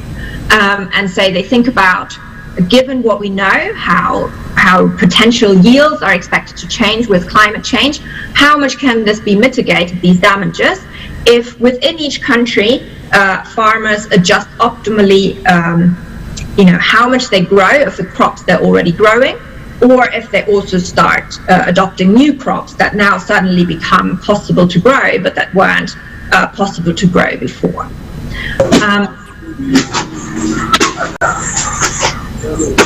Should I continue? So for you, I hear a lot of background noise, but I guess I should continue. So for Uganda, their model predicts a drop in welfare as percentage of GDP of 3.95%. So 4% if both trade and crop choice adjust optimally to climate change shock. So both in terms of, you start exporting crops where you have a comparative advantage, and also, farmers really adjust optimally to which crops now become more productive. If these adjustments do not happen, so essentially everyone just continues what they're doing, then the effect of climate change is predicted to translate into a loss of minus 7.61%. So, of course, these are not small losses. On the other hand, as I said, this heterogeneity is really important. So within their model, the headline results that all the economists like to cite is that Malawi, for example, is predicted to have a loss of 50%. So you see, I mean, there's this huge heterogeneity across the continent. Then in the second simulation, so these authors have a slightly different focus. They're looking at different crops. They're looking at different adjustment margins. They don't have a specific estimate for Uganda. Their general prediction for climate change and the effects on Sub-Saharan Africa is that it will have large negative effects. The welfare is predicted to fall between 6.55 to 10%, depending on how well crop choice and trade adaptation is allowed to work. So in all these models, being able to trade more as, some places become really bad at producing a certain crop and others become better. Of course, trade is going to be an important mechanism to mitigate these shocks. So I'm going to skip this one. But there are also outliers in Sub-Saharan Africa. So for example, in their simulation, Kenya and Ethiopia are actually predicted to benefit from climate change in this model, but then again not in others. And here it's really because of improved terms of trade, and you all perhaps have a sense what Ethiopia and Kenya look like and how that differs from Uganda. They are more active on the export market. They are exporting coffee, flowers, etc. on the international markets to a higher degree than what Uganda does. And so they are actually going to benefit from climate change to the extent that these products become more expensive. And so their terms of trade are going to improve. They will still see a small drop in agricultural productivity, but overall, because of this higher participation in trade, here in this model, they're actually expected to benefit. So let me come to a third simulation. So this third simulation is of most interest because it really perhaps hones in most on the Ugandan case. So first of all, it's only looking at Sub-Saharan Africa, and second of all, it's only looking at subsistence crops. So it's really looking at the crops that are to some extent most relevant for the status quo. Again here, so this is a very interesting picture because it really shows well the heterogeneity in how climate change is expected to affect various crops and various countries. So here on the left-hand side, you have current potential yields, I should say. So you see here, in the middle of Sub-Saharan Africa, so to speak, so in Sub-Saharan Africa, you see actually a lot of very dark blue. Then as you go to the top and to the bottom, you get lower, north and south, you get lower yields. But actually a lot of areas here in the darkish blue with relatively high yields. And then you see how climate change is expected to change that. But you also see the large heterogeneity here. So here actually, for Uganda in this particular model, and for this basket of crops, which is very relevant, there is not expected to be a big change, a big drop in yields. That's my reading of this figure. Of course, here then you see other countries where the changes are huge. So you go from something like 9 tons per hectare to 0 for some of these crops, close to 0. So the same thing here is then the change in average suitability to agriculture. Here again, this is now this is over time. So between 2022, between now, actually 2000 and 2080, which is what all these scenarios are for. So going about 60 years into the future, and you see here again that in Uganda and Eastern Africa, actually, we expect some positive changes for these subsistence crops, this basket of subsistence crops. So this is the average change. This is how much it's going to vary. So in both cases, actually, so here you see the places that are really expected to see these big drops, really the center of Africa. But here in Eastern Africa, we actually expect increases. So to some extent, in this scenario, actually, Uganda looks like, despite this huge heterogeneity, not so badly affected. And of course, that's taking Ugandan subsistence crops. Whatever happens in all Ugandan's neighbors and in the rest of the world, of course, is going to affect Uganda. So each scenario homes in on a different issue. What this scenario really emphasizes is the importance of adoption of modern inputs.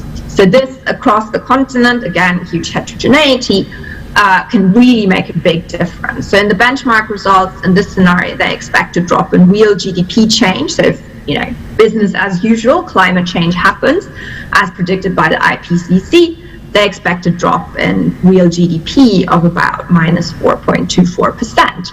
But if, under a scenario of intermediate technology adoption, and this is modern technology adoption in agriculture, so modern seeds is the main thing they're thinking about here, or high technology adoption, you can see you can actually reverse this and turn it into positive. So what would the real GDP change be here? So what are the general lessons from the modeling exercise? So really my reading of these scenarios for Uganda is that anything that will allow agricultural markets to function better will help with climate change adaptation. So putting policies in place that will allow farmers to respond to comparative advantage and really help them, also give them information about which crops are going to become more productive, which crops are going to become less productive, helping them making these optimal crop portfolio choices is going to be really important. Putting policies in place that allows farmers to adopt new crops and change crop patterns quickly, and to adopt modern technologies. Increasing exports to international markets is also important for the terms of trade channel to operate. So is that likely to happen? I mean, is Ugandan agriculture in a situation where it is highly adaptable? My sense is that that we have examples where that hasn't been the case. So I just picked out one example here. So for example, the armyworm, there was a huge infestation in 2017 and destroyed 1% of the national GDP worth of maize. And these crop losses affected a lot of people directly. So the official recommendation at the time was to combat armyworm, every 3 days you're supposed to scout the field, because these eggs hatch every 2 to 3 days. You're supposed to spray insecticide into the maize wall because that's the place where these caterpillars hide. But in practice, actually, based on qualitative evidence that one of our PhD students collected, there was evidence that farmers were really adopting practices that had not been recommended by the government, spraying plants with laundry detergent. Farmers very rarely reported that they actually had contact with government extension officers. This is an area where we did the research. I can't speak about all of Uganda in this case. And that the contact was actually not related to combating armyworm infestation. So this is just one example of a very, recent shock to agriculture and kind of and some anecdotal evidence how well and how quickly farmers were able to adapt and to combat this. I see a raised hand, but I'm not sure if I can take questions during the talk. I guess I'll continue for now, and then perhaps we can take it in the chat.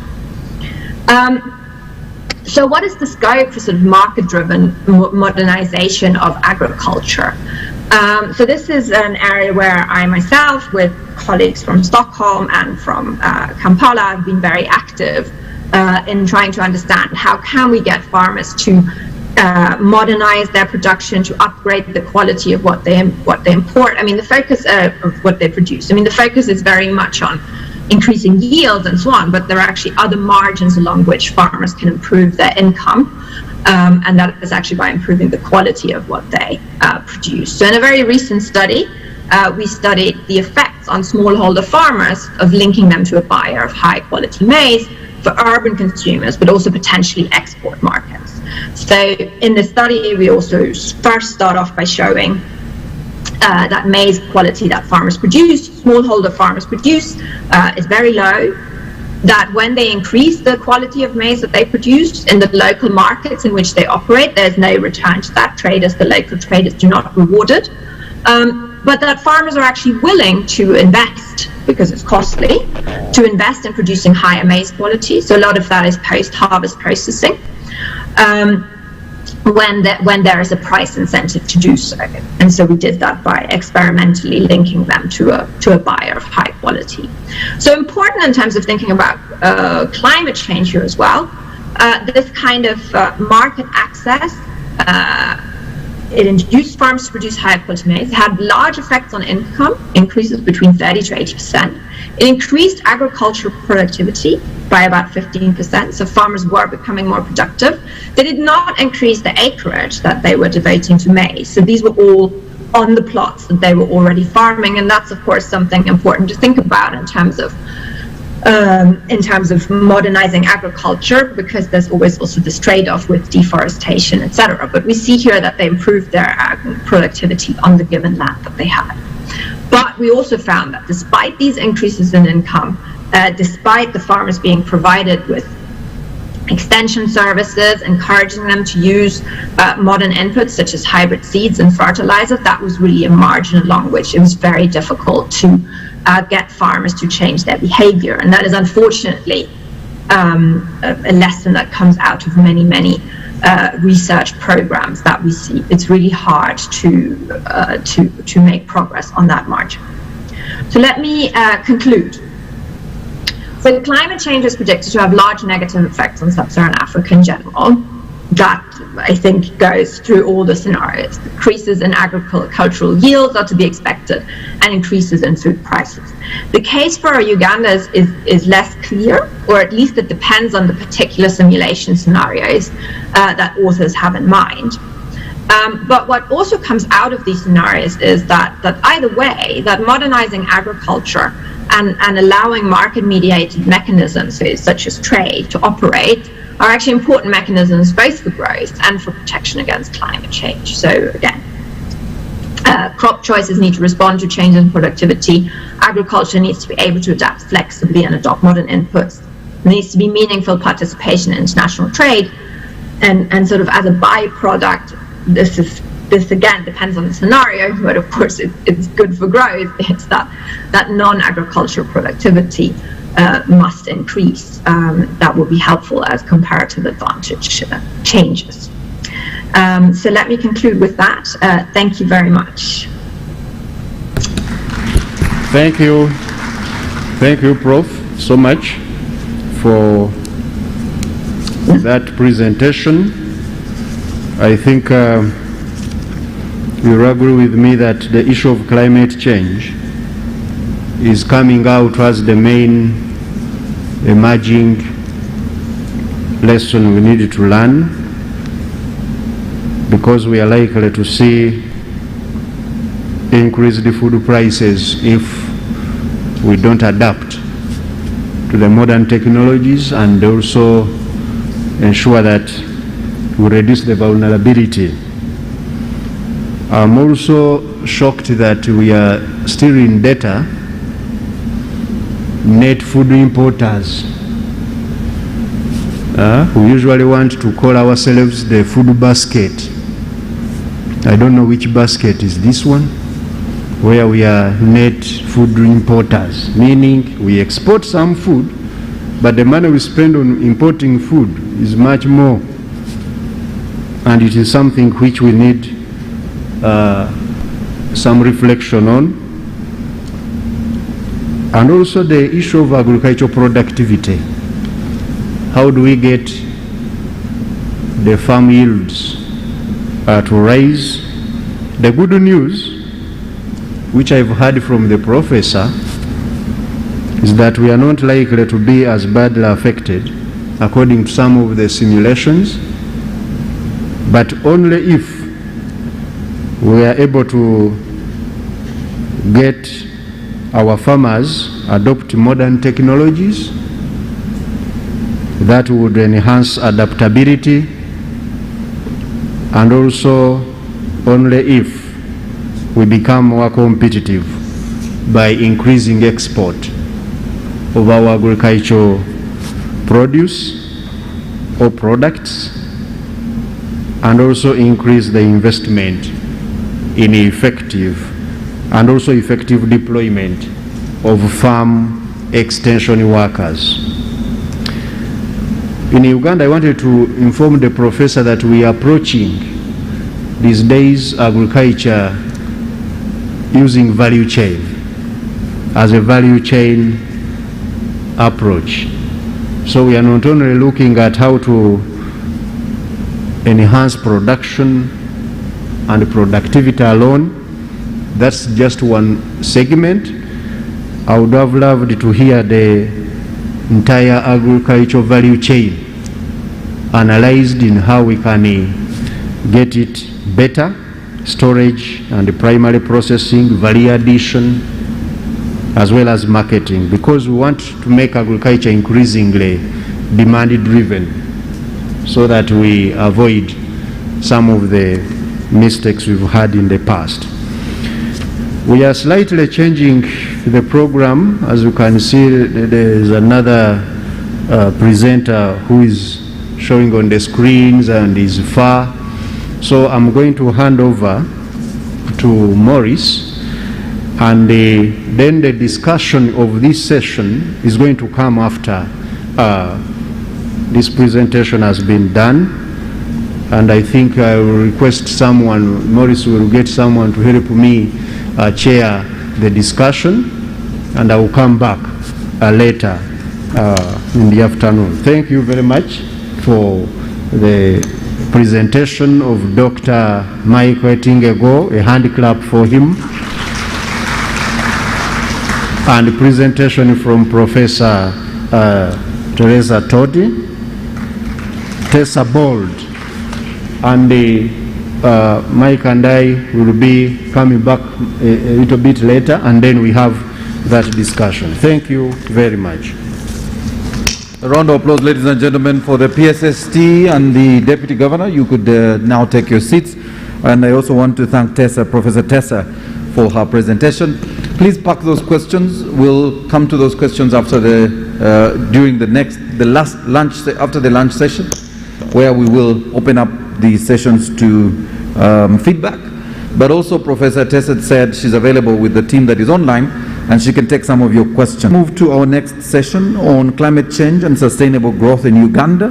Professor Tessa did speak to part of the impact of climate change on our agricultural sector. So allow me to invite Nicholas Sun, or Lord Nicholas Sun. Your profile is so huge that we'll probably spend 30 minutes running through it. So allow me not to run through that, Professor.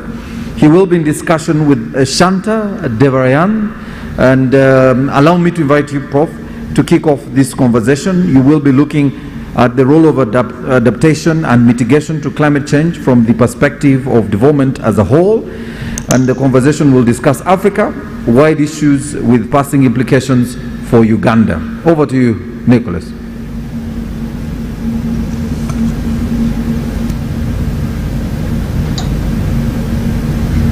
Shanta, do you want to kick off? Because as I understand it, you will be asking me questions. We will be having a conversation, but we should underline that Shanta and I worked together over the years as academics and in the World Bank, and in particular, Shanta was a very distinguished chief economist for Africa. So he's been much more deeply and much more recently into many of these issues than I have.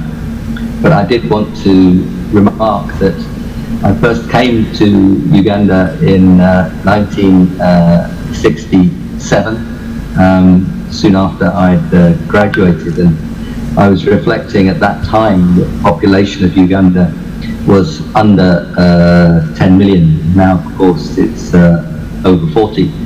And so much has changed in that time. I worked a little bit with President Museveni when Jim Adams was Vice President for Africa at the World Bank, and I was Chief Economist. That would be around 2001, 2002 when I came. But I have not been to Uganda as often as I would have wished, but it does stretch back over more than half a century, and I've watched very fondly from outside. So that's just a slightly personal introduction, but Shanta, as I understand it, we're going to talk to each other and we're going to ask some questions and we'll have a conversation.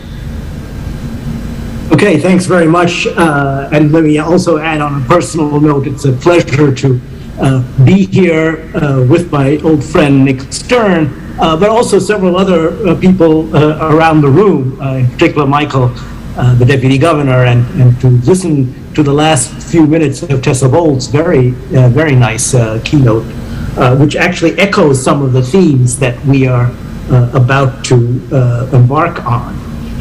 So let me jump right in and ask you, Nick, first to structure the conversation.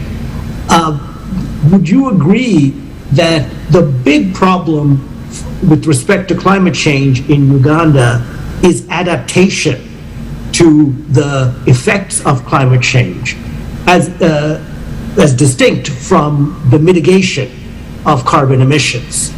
That in the relative magnitudes of those two, the big challenge, and I think this is echoed a little bit in Tessa's presentation as well, is about adaptation. So let me just lay that out as the first proposition.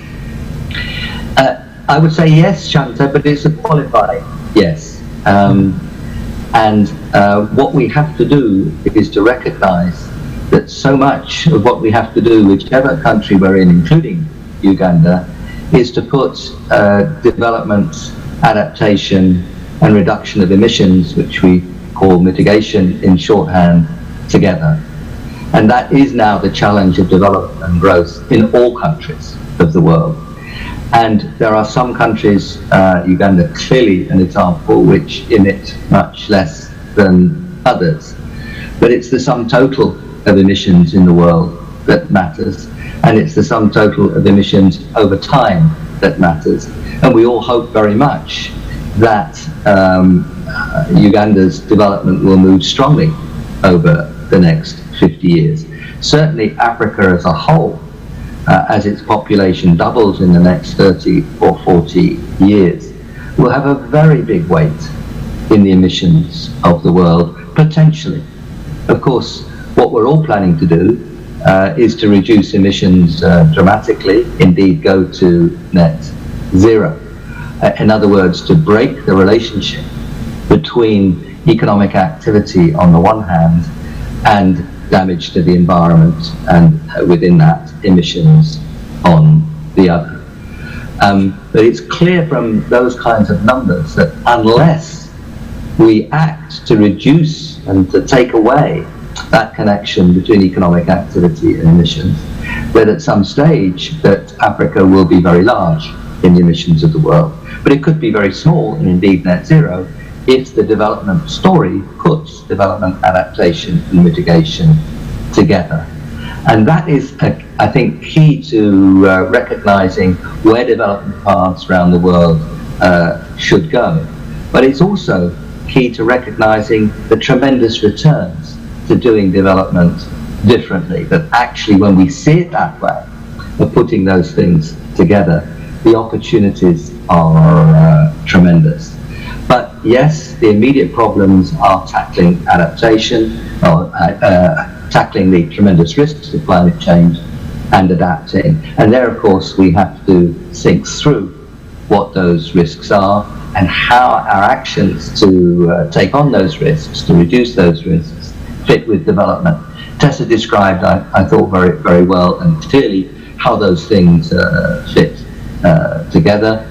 It would be crazy to ignore risks that threaten lives and livelihoods. How could that be good development? But also when you recognize what you have to do, particularly around natural capital, particularly about water, particularly about land degradation, the threats from storms and droughts. And there it seems to me we have to particularly focus our attention. A narrow view of agricultural productivity does not really pick up the great threats of climate change. 30 or 40 years from now, the share of agriculture in Uganda's GDP will probably be ballpark 10%. Now, the people in agriculture will generally be poorer than elsewhere, but if you're looking at the whole threat of climate change, reduced agricultural productivity is just a bit of it. It's an important bit, but quantitatively, just a bit of it.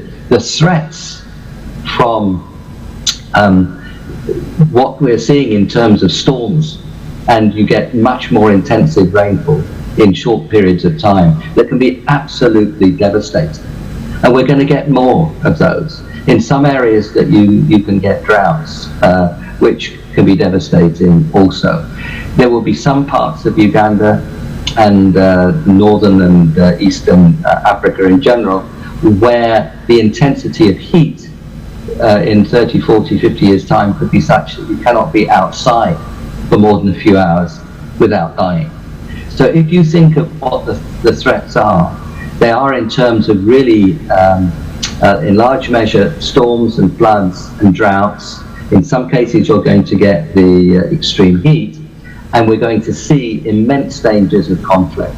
We've already seen in many parts of Africa how pastoralists and agriculturalists can come into conflict as a result of climate change. We've seen it in Sudan, we're seeing it in Nigeria, and those kinds of things will be more frequent. So those intense weather events, storms and floods and droughts, the extreme heat and the conflict, those are all things where I would put at the top of the list of worrying about climate change. And dealing with those and handling those is very much about development. It's about investing in infrastructure, and examples I gave, particularly in water management. We're seeing much more clearly that it's about investing in natural capital. A lot of what we need to do is to manage our land much better. If you deforest, then when you get extreme storms and floods, you just take away the topsoil and it just disappears. The whole question of natural capital, how we manage our hills and our forests and how we restore degraded land, those are all going to loom very large as a result of climate change. So it will be good development, but some issues in that story are going to move right up the agenda, particularly around water management, particularly around natural capital, but also, of course, about diversification. Great, exactly. And I think thanks for that great overview of the threats posed by climate change on a country like Uganda, but also the opportunities, which, as you said very clearly, are development opportunities as well. So my question is, are there things we should be doing on adaptation to climate change that are not consistent with good development? Or is it all about just accelerating development, accelerating agricultural productivity, as Tessa was emphasizing, having resilient infrastructure? Even if there were no climate change, these are things we should be doing anyway. They are things we should be doing anyway, but the balance of emphasis, I think, does change across infrastructure. I think in many communities, water management is of special importance, and natural capital is of special importance. Natural capital means, restoring degraded land, managing your forests much better, and so on. Air pollution, of course, is a very big part of the story. So if you start thinking about the risks of climate change, you don't actually invent new things. It is about strong, clean, resilient infrastructure in the four big areas of infrastructure: energy, transport, water, and communications. It is about those things. But I think the emphasis does change. I think you move still more strongly towards public transport, which is a very big part of the story and the communications of dealing with crises as they occur. And that's an example where good development, adaptation, and reduced emissions come together. Yeah, I want to get to emissions in a minute. Yeah, let's get, but let's stay on adaptation for a minute. Restoring degraded land, I think, I would emphasize still more strongly. So it's a question of A, emphasis, and B, the kind of infrastructure that you build. Yeah, no, that's exactly right. That the priority list might shift, but it's the same priority list, and it's in many ways the same instruments that we need to use. But my question then is, if you look at Africa in general, and maybe Uganda in particular, these are good development activities that we should have been doing for a long time. We should be accelerating agricultural productivity a long time ago, and to a much higher level, as many of the successful East Asian countries have done. But we haven't achieved that yet in Africa. So my question, and there are many reasons for that, and some of them are political, some of them have to do with the circumstances. So the question is, why do we think we can do these things now, especially given their urgency? We almost have to. But what's going to change to get agricultural productivity to grow even higher than it's been in the past? Well, there you have to be much closer to the ground than I have been in the last years. But let me give you an example of my very first applied project, which was tea in Kenya, smallholder tea in Kenya in 1969. And that was soon after independence, and some land had been reallocated. And there, on small plots of land, often about a third of an acre, smallholders were offered the opportunity to grow tea, mostly women farmers, and they did in fact invest very well and very quickly. And you all know now how big tea is in Kenya's economy, but I was there in the 60s as that was being built up. So how did it work? I mean, this is a partial reply to your question, Shanta. How did a success work? What were the factors of success? And can we recognize and build on those? Can we recognize what might have been undermining those in the past? So what you needed in order to do that was talented farmers, which you did have in very big measure, the women in Kenya. But you needed good agricultural extension because this was a new crop. You needed roads because you had to take the tea from the tea gardens, which were dispersed now, to the factory within a few hours. And of course those were Murram roads, and when it rains, Murram roads don't work so well, so you had to manage that part of the story. So part of it was transport infrastructure. Part of it was good management of the payment system, so that there were ways of getting the money to the farmers in good time, so they could manage what they were doing. And you need good collaboration with the tea factories, which are mostly private sector. And of course, you can't make quality of tea in factory, but you can destroy it in the factory. And then you need good marketing on the world markets. So you can see that this was, as it were, a supply chain, which was mentioned earlier, all the way from the smallest plot right through to the big markets of the world. And it did work. And it worked because of good agricultural extension. It worked because of the necessary investment in the roads. And it worked very much because of good governance, reliability of the payment system, and good collaboration in terms of examining the quality of the tea. Because you can always, if you're picking tea, you take 2 leaves and a bud off the top of the tea bush.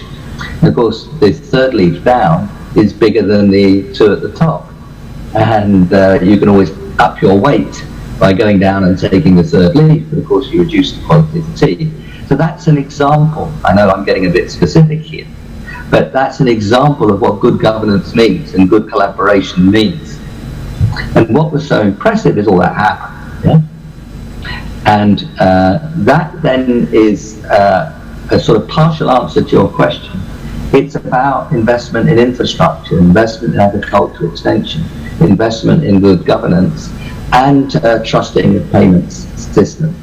So the threats to all those are the threats that you need to overcome in order to increase agricultural productivity. But I'm giving you the example of the increase in agricultural productivity that was remarkable and that I was very close to. And then you can deconstruct that and see, well, what goes wrong? Mm-hmm.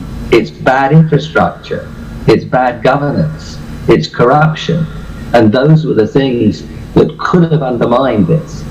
But in that context, they didn't. And I emphasize the example because one way or the other, it's more or less continued. Yeah, so that's exactly the point, that's a great example in Kenya of the tea sector, which, by the way, has become a major competitor to Sri Lanka's tea sector, but I'm delighted by that. But we know that the problem isn't, or the solution hasn't been applied universally around Africa. And as you were quite rightly said, the constraints are the lack of good governance in many areas that is standing in the way of progress. I mean, you mentioned roads. One thing I learned when I was chief economist in Africa is that the big problem with roads is not simply the physical existence of the roads, but the trucking monopolies that dominate almost every country in Africa, where you have trucking prices that are about 50% higher than comparable prices anywhere else in the world. And that stands in the way of being competitive in world markets with your produce, including agricultural products.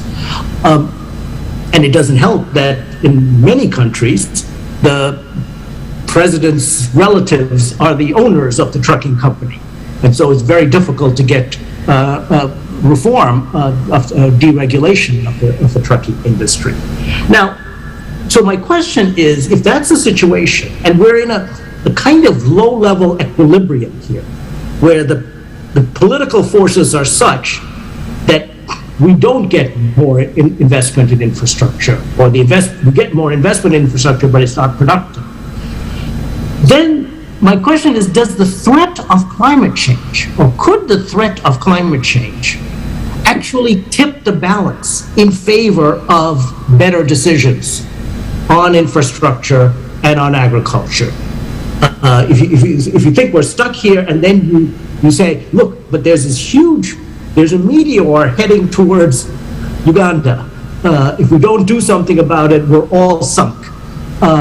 In that case, maybe we can shift the political equilibrium in favor of better governance and better development. I think it could happen, Shanta, and the task of everyone involved is to try to help it happen that way. But if you look back in history, if countries recognize a shared threat, now often that's an external threat associated with war. This is rara different, but we are in very different times. We're in times we haven't seen before in history. But if you together recognize a shared threat, then sometimes people do come together to respond to that threat. I hope particularly in this case, because the opportunities are so strong if we act in the right way. Restoring degraded land, planting trees up the hills to look after the land and its ability to absorb the water, planting trees around the rivers to control, as it were, and help control the flooding. There are lots of things that you can do now, which you see the importance for more strongly, which are still more attractive than in the past.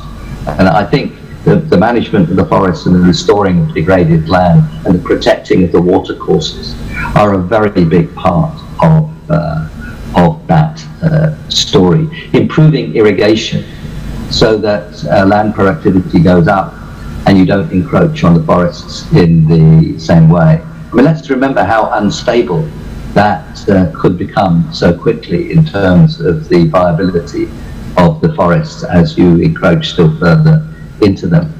So there's so many things you can do around land and water management, which is so much more important now. They were always important, but they're so much more important now that you could see, we would hope, a collective advantage in, so that societies come together around doing those things together.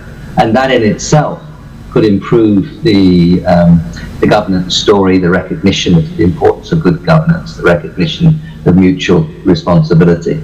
So it could turn that way, but it does seem to me to be, as it were, within the system as to whether it turns that way or not. And community action, political action, strong civil services are part, I think, of the story of whether we turn powerfully in a very good direction or act slowly or not at all. And then it seems to me governance could get worse, because if we don't act, the risks of conflict are intense. Climate change could produce massive population movements. That has already begun. It occurred in Syria, it occurred in Darfur, it's occurring in Nigeria, it's occurring in many parts of the world and many parts of Africa. And those kinds of population movements can lead to conflict, and conflict is about as bad as it gets for development and good governance. So if we act together, I think we could really rejuvenate, put power behind the whole development story. But if we don't, we could make it much worse. Yeah, I can't resist but telling you a case that I did in the Zambezi Basin, which is south of Uganda, where this point about irrigation, as you rightly said, I mean, Africa is the least irrigated continent in the world. And as you said, the productivity of land goes up significantly with irrigation. And then, so we looked into did a benefit cost analysis of what it would take to increase irrigation in the Zambezi Basin by 25%. And it turned out that if you ignore climate change, the benefits and the costs are about the same.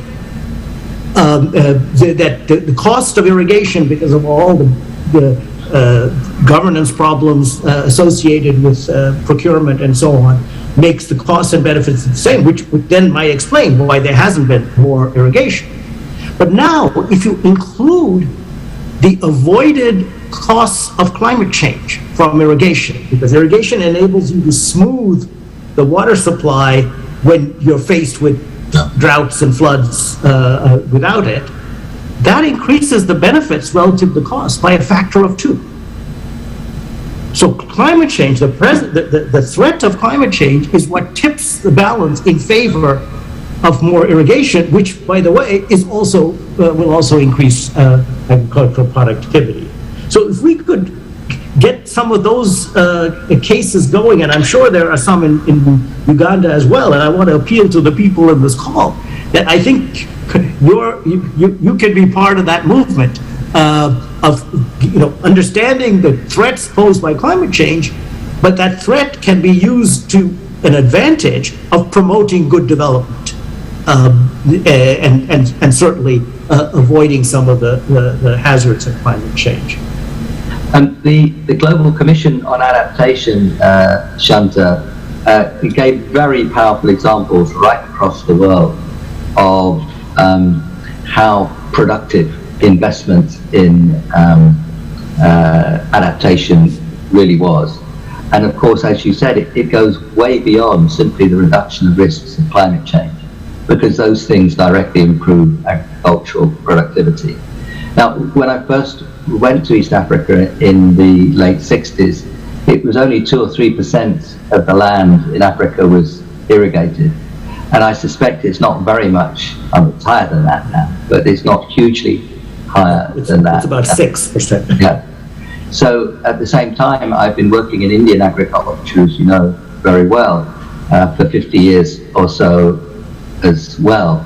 And in that time, the intensification of irrigation in Indian agriculture has been quite remarkable. And what's interesting is that it's in large measure been individual investment. So you've had the big schemes, but a lot of it has been the individual farmer or groups of farmers getting together to advance irrigation. And that's a question which I've always wanted to study or think about in relation to Africa, is the scope for individual action in irrigation, and how strong could that be? I've seen in Africa, of course, water harvesting and water management, which can be a big part of the story of managing water. But it would be very interesting to, and I'm sure so many people have looked at this, I've just been too distant, but the way in which irrigation occurs, I think, is very important, and we shouldn't automatically think that it's just about the very big schemes, although some of them will have to be big. Okay, that's a good segue. I want to now turn to the question of mitigation or reducing carbon emissions. And the question that's on my mind is Uganda today contributes 0.01% of global carbon emissions. That's 1/100th of 1%. So even if Uganda doubles or triples or quintuples its emissions of carbon, it's not going to make any difference to the globe. The impact of Uganda by itself is tiny on temperature increase. So why should Uganda even contemplate that? Why not just go ahead and go about development, do all the adaptation you need to do in order to get good development, and not worry about the carbon emissions? If you take a small country, you take a small poor country. If you take a small country, it will be a small part of the whole. So if you apply that argument everywhere across the world, then the obvious implication is that we'll be in very deep trouble 20, 30, 40 years from now. People argue that the UK is only 1% of world emissions. So, what if we make, what if we cut? What difference does it make? So I think the smallness is really a false argument in a story which is absolutely global and is looking a long way forward over time. We all hope that the 2 billion people of Africa, 30 or 40, 50 years from now, will be very well off, at least much better off than now, and we're all gathered together to think about that development process. That will be a very big part of the world economy, and we hope it will be, and we work to make it be a big part of the world economy. And the right to development is surely fundamental. It's part of common humanity, and the duty to work together to promote development, particularly amongst poorest and most vulnerable places, is surely an obligation that we would hope most people would recognize. So the question is, what kind of development? And can we put together development, adaptation and mitigation in a way that's good for all three? So I would begin by saying the smallness story just doesn't work in this context when this is a global public good and we're looking far into the future. The second is that it's an artificial horse race between development on the one hand and emissions reductions on the other. There's so much that we can do that puts all three of development, mitigation, adaptation together. There is a right to development. We're all looking to accelerate development, and development involves energy. So energy will be a very important part of that process. But energy does not necessarily involve carbon. And that's the key step in the process, that you can advance your energy as you advance your development, but that does not have to be high carbon energy. So that's the second part of the argument, that you can, and indeed we must as a world, put all those things together. I think the third part of the argument is that so much of the burning of fossil fuels is directly damaging, even if you put the climate to one side. If you look at the cities of the world, and I've spent very long periods in India, as you know, the cities of India are very, very dangerous places to breathe. We kill from air pollution in the world something close to 10 million people a year, in a death story of the world as a whole of ballpark 50 million or so. 15 or 20% of the world's deaths are associated with air pollution. Of course, those that don't die are deeply damaged by air pollution. It is immense. And water pollution, of course, is associated with the use of fossil fuels as well. But let me just focus on the air pollution. So that argument, in addition to the ones I've tried to set out, is actually enormously important. The cities of Africa are getting more and more congested and polluted. But if you go to the cities, that run it forward a bit, go to the cities of, particularly of South Asia, but across the world, whether you look at Latin America or East Asia or many cities in Africa, that pollution is killing people on a massive, massive scale. I mean, 15 or 20% of world deaths and all the damage to health on top of that. Now, not all of the pollution is from burning fossil fuels, but a lot of it is. The majority of it is. So there are those benefits which are enormously important as well. You know, the going beyond the air that people breathe in cities, looking at acid rain, looking at the destruction of watercourses and the environment.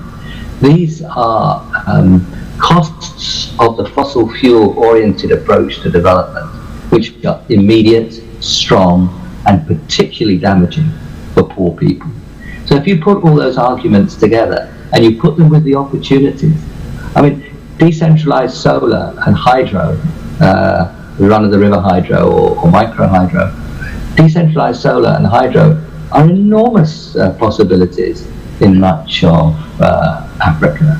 So there are ways of producing the energy which will be part of the development story, which are highly relevant for Africa itself. So for all those reasons, I think to go down the fossil fuel road is just a deep development mistake. Okay, no, I hear you. So the first argument, the first counter argument, is your classic public economics argument. Sometimes it's used on trying to explain why people vote. You know, you say my vote doesn't make, no election is decided upon by one vote.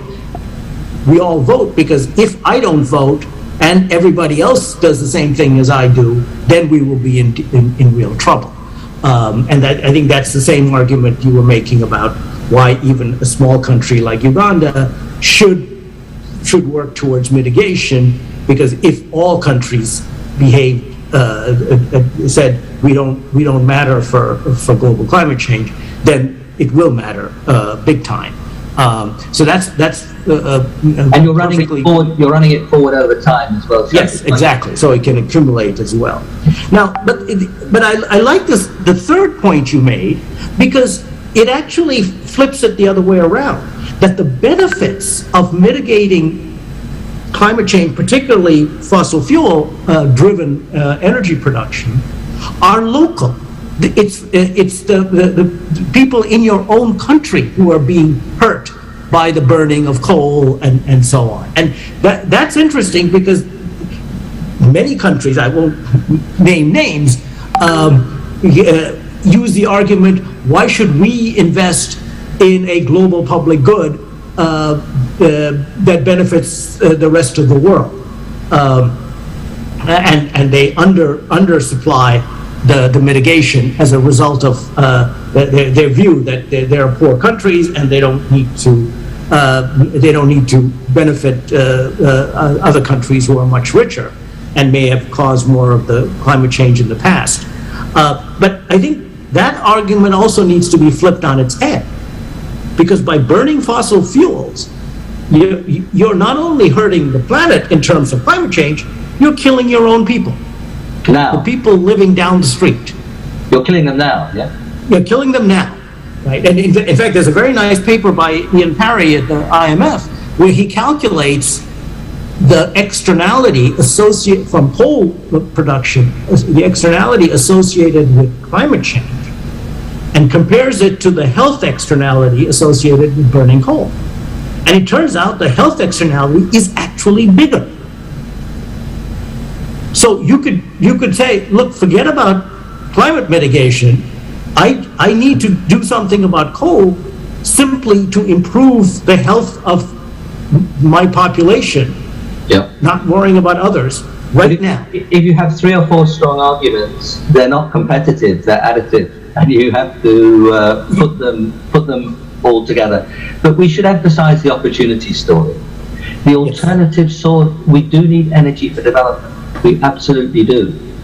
But the alternative routes to that energy are plunging in cost, and they can be very inclusive. Decentralized solar can be very inclusive. They're plunging in cost, and they open up tremendous opportunities.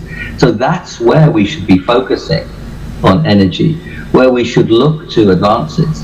We should look to how we can do them in decentralized ways. And that seems to be enormously attractive, and where a lot of our attention should be. But let me make, because we're running to end of time, but I do want to make one point about finance, because the kinds of investments we're talking about, which do put development, adaptation, mitigation together. And let me remind you of the examples: restoring degraded land, managing our forests much better, public transport, decentralized energy, renewable energy systems. All of those put development, adaptation, mitigation together. But they all need finance. Of course, they need good design, just as the T project I described needed good design, good execution, but they need finance. And if you do put development, adaptation, mitigation together, then the global carbon markets could be of real importance. Now, we're starting to see with all the private sector firms, so many of the, not all, but so many of the big private sector firms in rich countries declaring for net zero, often in quite short time horizons. Over the next 20 years, they're going to have to buy offsets. And a lot of that will be through the voluntary carbon markets. So if you can put development, adaptation, mitigation together, for example, in restoring degraded land, or decentralized solar, or the forests, or indeed public transport, if you can put those together, then you have a package, a high quality package, that could gain finance on the voluntary carbon markets. And the great advantage of those is it's not debt. There's no debt service that you have to incur, which has been strangling so many developing countries. What you have to do, of course, is to deliver on the project, which is exactly what you want to do anyway. That's your part of the transaction. So I do think that if we put development, adaptation, and mitigation together, then the sources of finance will just be much bigger than they would be if we looked at adaptation alone. Now, there's a deep moral obligation on the countries that got rich on dirty development to help with adaptation. They've been a big part of the problem, and they have a moral obligation to help on that. So these voluntary carbon markets should absolutely not be an argument for slithering away from the obligation to help with adaptation. What I'm emphasizing is that this is a new source of finance, which, if mitigation, adaptation, development are put together, could be strong. And thinking through how one responds to that source of finance will be very important. But it will depend on putting development, mitigation, and adaptation together. Absolutely. I mean, I think the argument for carbon financing or financing through the carbon market are very compelling for the reasons we've talked about today. That there's such an intimate connection between mitigation, adaptation, and development that you know, as an economist, I would say that, you know, it's surprising that it hasn't come up already. That it isn't as big as it should be. This is the $1 million on the sidewalk that we're leaving untouched. So absolutely. That said, so let me end with just you know, what is a controversial topic, which is, and you know, you want the countries that take these finance to still practice good development in the terms of least cost options and the most productive options. But then I see that some countries are also then putting in bans, say no financing for gas projects in Africa or in low-income countries. I think the Netherlands and Norway maybe have done that, who, by the way, have their own gas projects in their own countries. Isn't there a contradiction there? If you want the least cost options, and sometimes moving from coal to gas could be a huge carbon saving, and it could be part of the transition into renewables. Then these bans on financing for gas projects don't make much sense. It's clear that gas can be part of the transition process of movement away from coal. But what we're seeing now, I think, is an expansion of opportunities in renewables, right across the board on the renewables, whether it's solar or wind or hydro. An expansion of the opportunities there, which is absolutely remarkable. So it actually, in my view, makes a lot of sense to focus attention on those things which are the technologies of the future, whose costs are driving down. And so I would recognize that in some circumstances there's a transition argument of going from coal to gas. But I think the movement of costs and the movement of opportunities has changed so much in the last 10 or 15 years that moving very strongly, I think, towards the new technologies makes a lot of sense. So I would put it in terms of good development and looking to the future.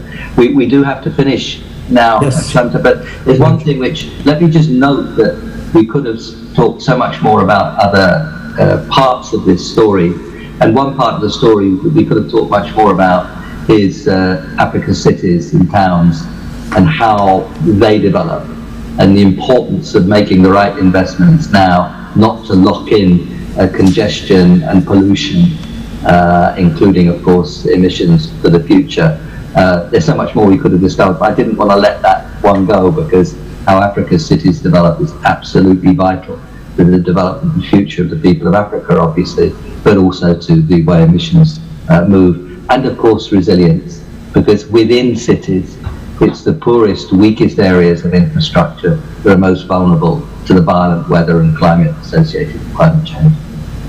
Absolutely. I'm glad you mentioned that, because we also didn't discuss my favorite topic, which is if you're trying for resilient infrastructure, the focus should be on maintenance of infrastructure rather than new infrastructure. And that's something, again, traditionally we have underinvested in.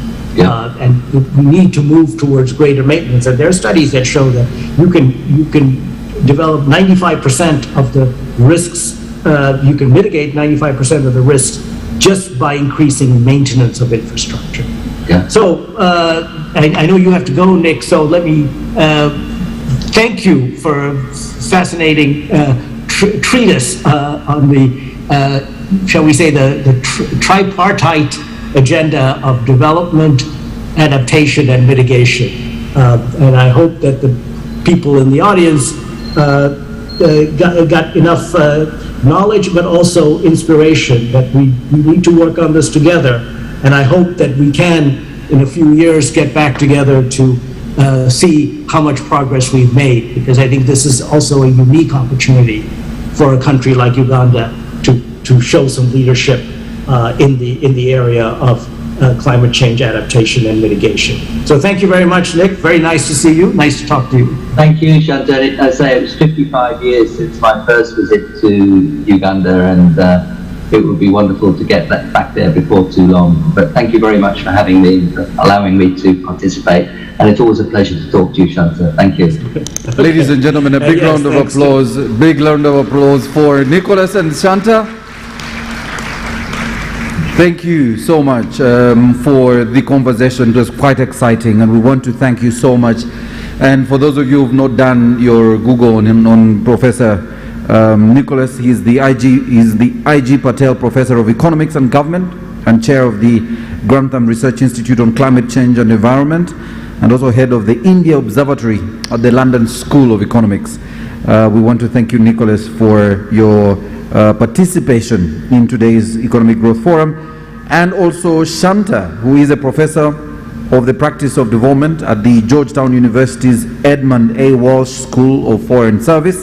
He was previously the Senior Director of Development Economics and a former Acting Chief Economist of the World Bank Group. So I want to thank both of you, Nicholas and Shanta.